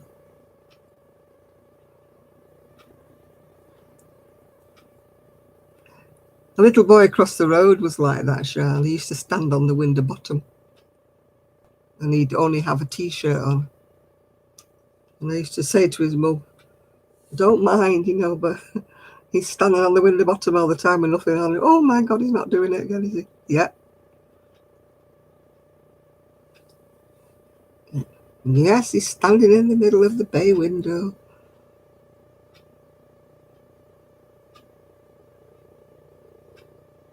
Yeah, he got rid of all the decent women. They didn't want to know. You go in Yahoo for a nice chat and you get all these weirdos.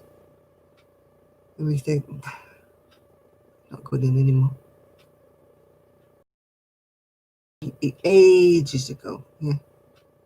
Yeah, you go into a room and you'd see a room that said like such a thing, and you go in there and it's all still sex talk. So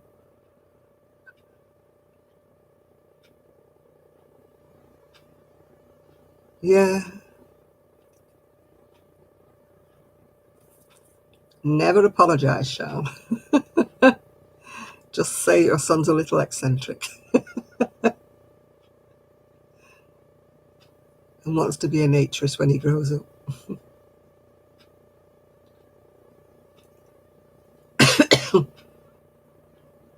Yeah, the little boy across the road used to be the same, and I wouldn't mind. I said, do you have to buy him such short T-shirts and short vests? Can't you not buy him anything longer? At least he wouldn't be showing his bits off in the window all the time. And what made it worse was she lived at the top of like another street that came up. So there was the street going up that was seeing him, and all the people going past this way in the street that were seeing him.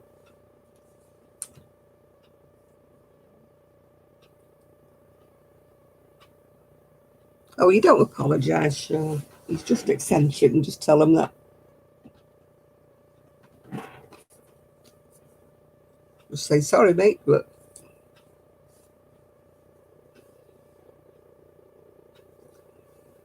it ain't going to happen anytime soon. Him wearing clothes ain't happening.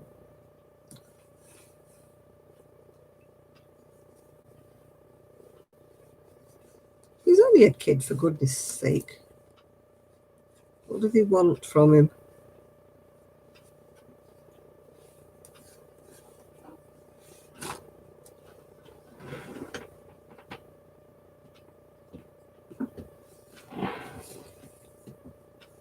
You might have to stop him doing it when he gets about 14, though. You could be getting some funny messages from the police.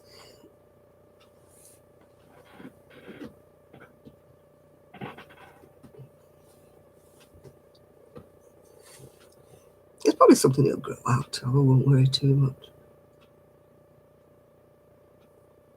Perhaps he just doesn't like the feel of clothes.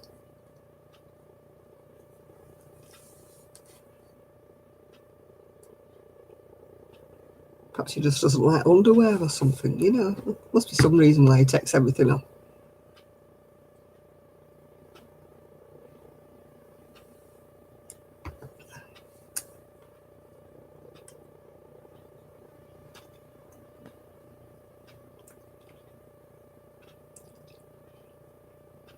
Yeah, you'd have to break the habit when you got to be a teenager, wouldn't you, really? I'm sure he won't do it when he's that old.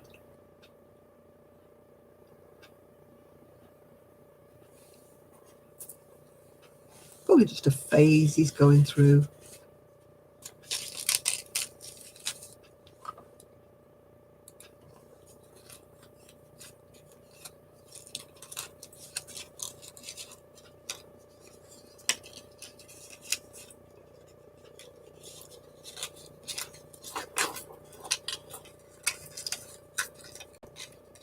Yeah, maybe he just likes to feel free and easy. And that's the wind on his bits.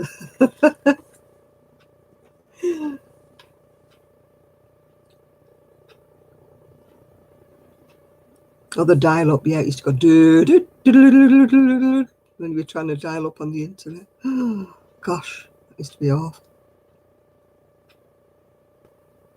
And they used to say failed, trying again.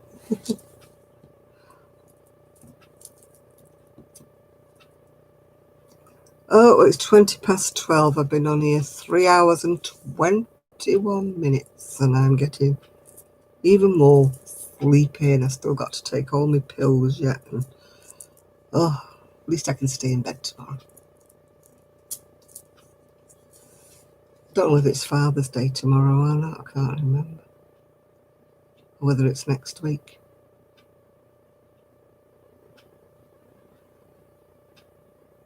I don't think my son will be coming anyway. He's supposed to be getting some brackets because my flower bed things are falling off, bending.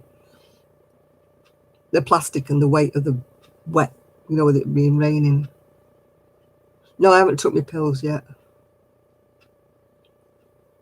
I'm going to run out of some of them and all. I've ordered them, but they're not coming till Wednesday. So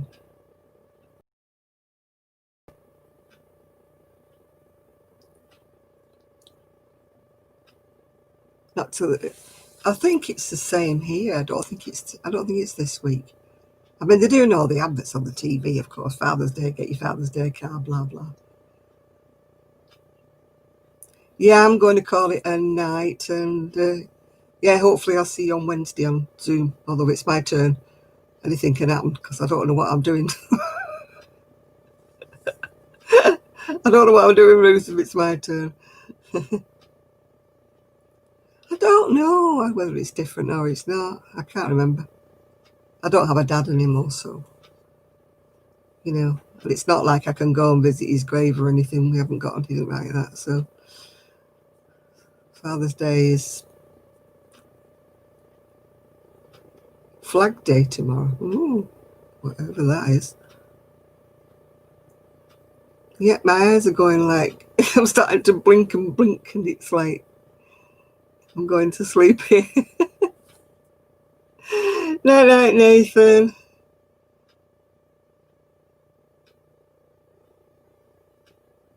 My son could not stand the tags in the back of a t-shirt. I had to cut them all. Not only did I have to cut them all out, I had to unpick the stitchings because if you could feel the other little tags. And sometimes when I cut them out, it used to make the fabric ladder or something. Oh. I don't like tags in clothes, I must admit. I really don't. They really annoy me. Especially the ones that are embroidered in like metallic thread. Oh, thank you, Tina. Yeah, we'll see you all next week. So whoever's left on here, I'm going to say bye-bye to everybody and hopefully see you all next week. But I try and going to make a video in the middle of the week if I can.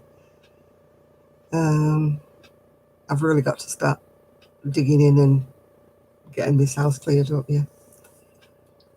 Yeah. Oh, God, somebody's bouncing. Oh, give him a rubber hammer. Right, thanks, Jill and everybody. Miguel, Sean, whoever's left on here. Nathan, I'm going to go now, yeah. So I shall speak to you all very soon. So bye for now.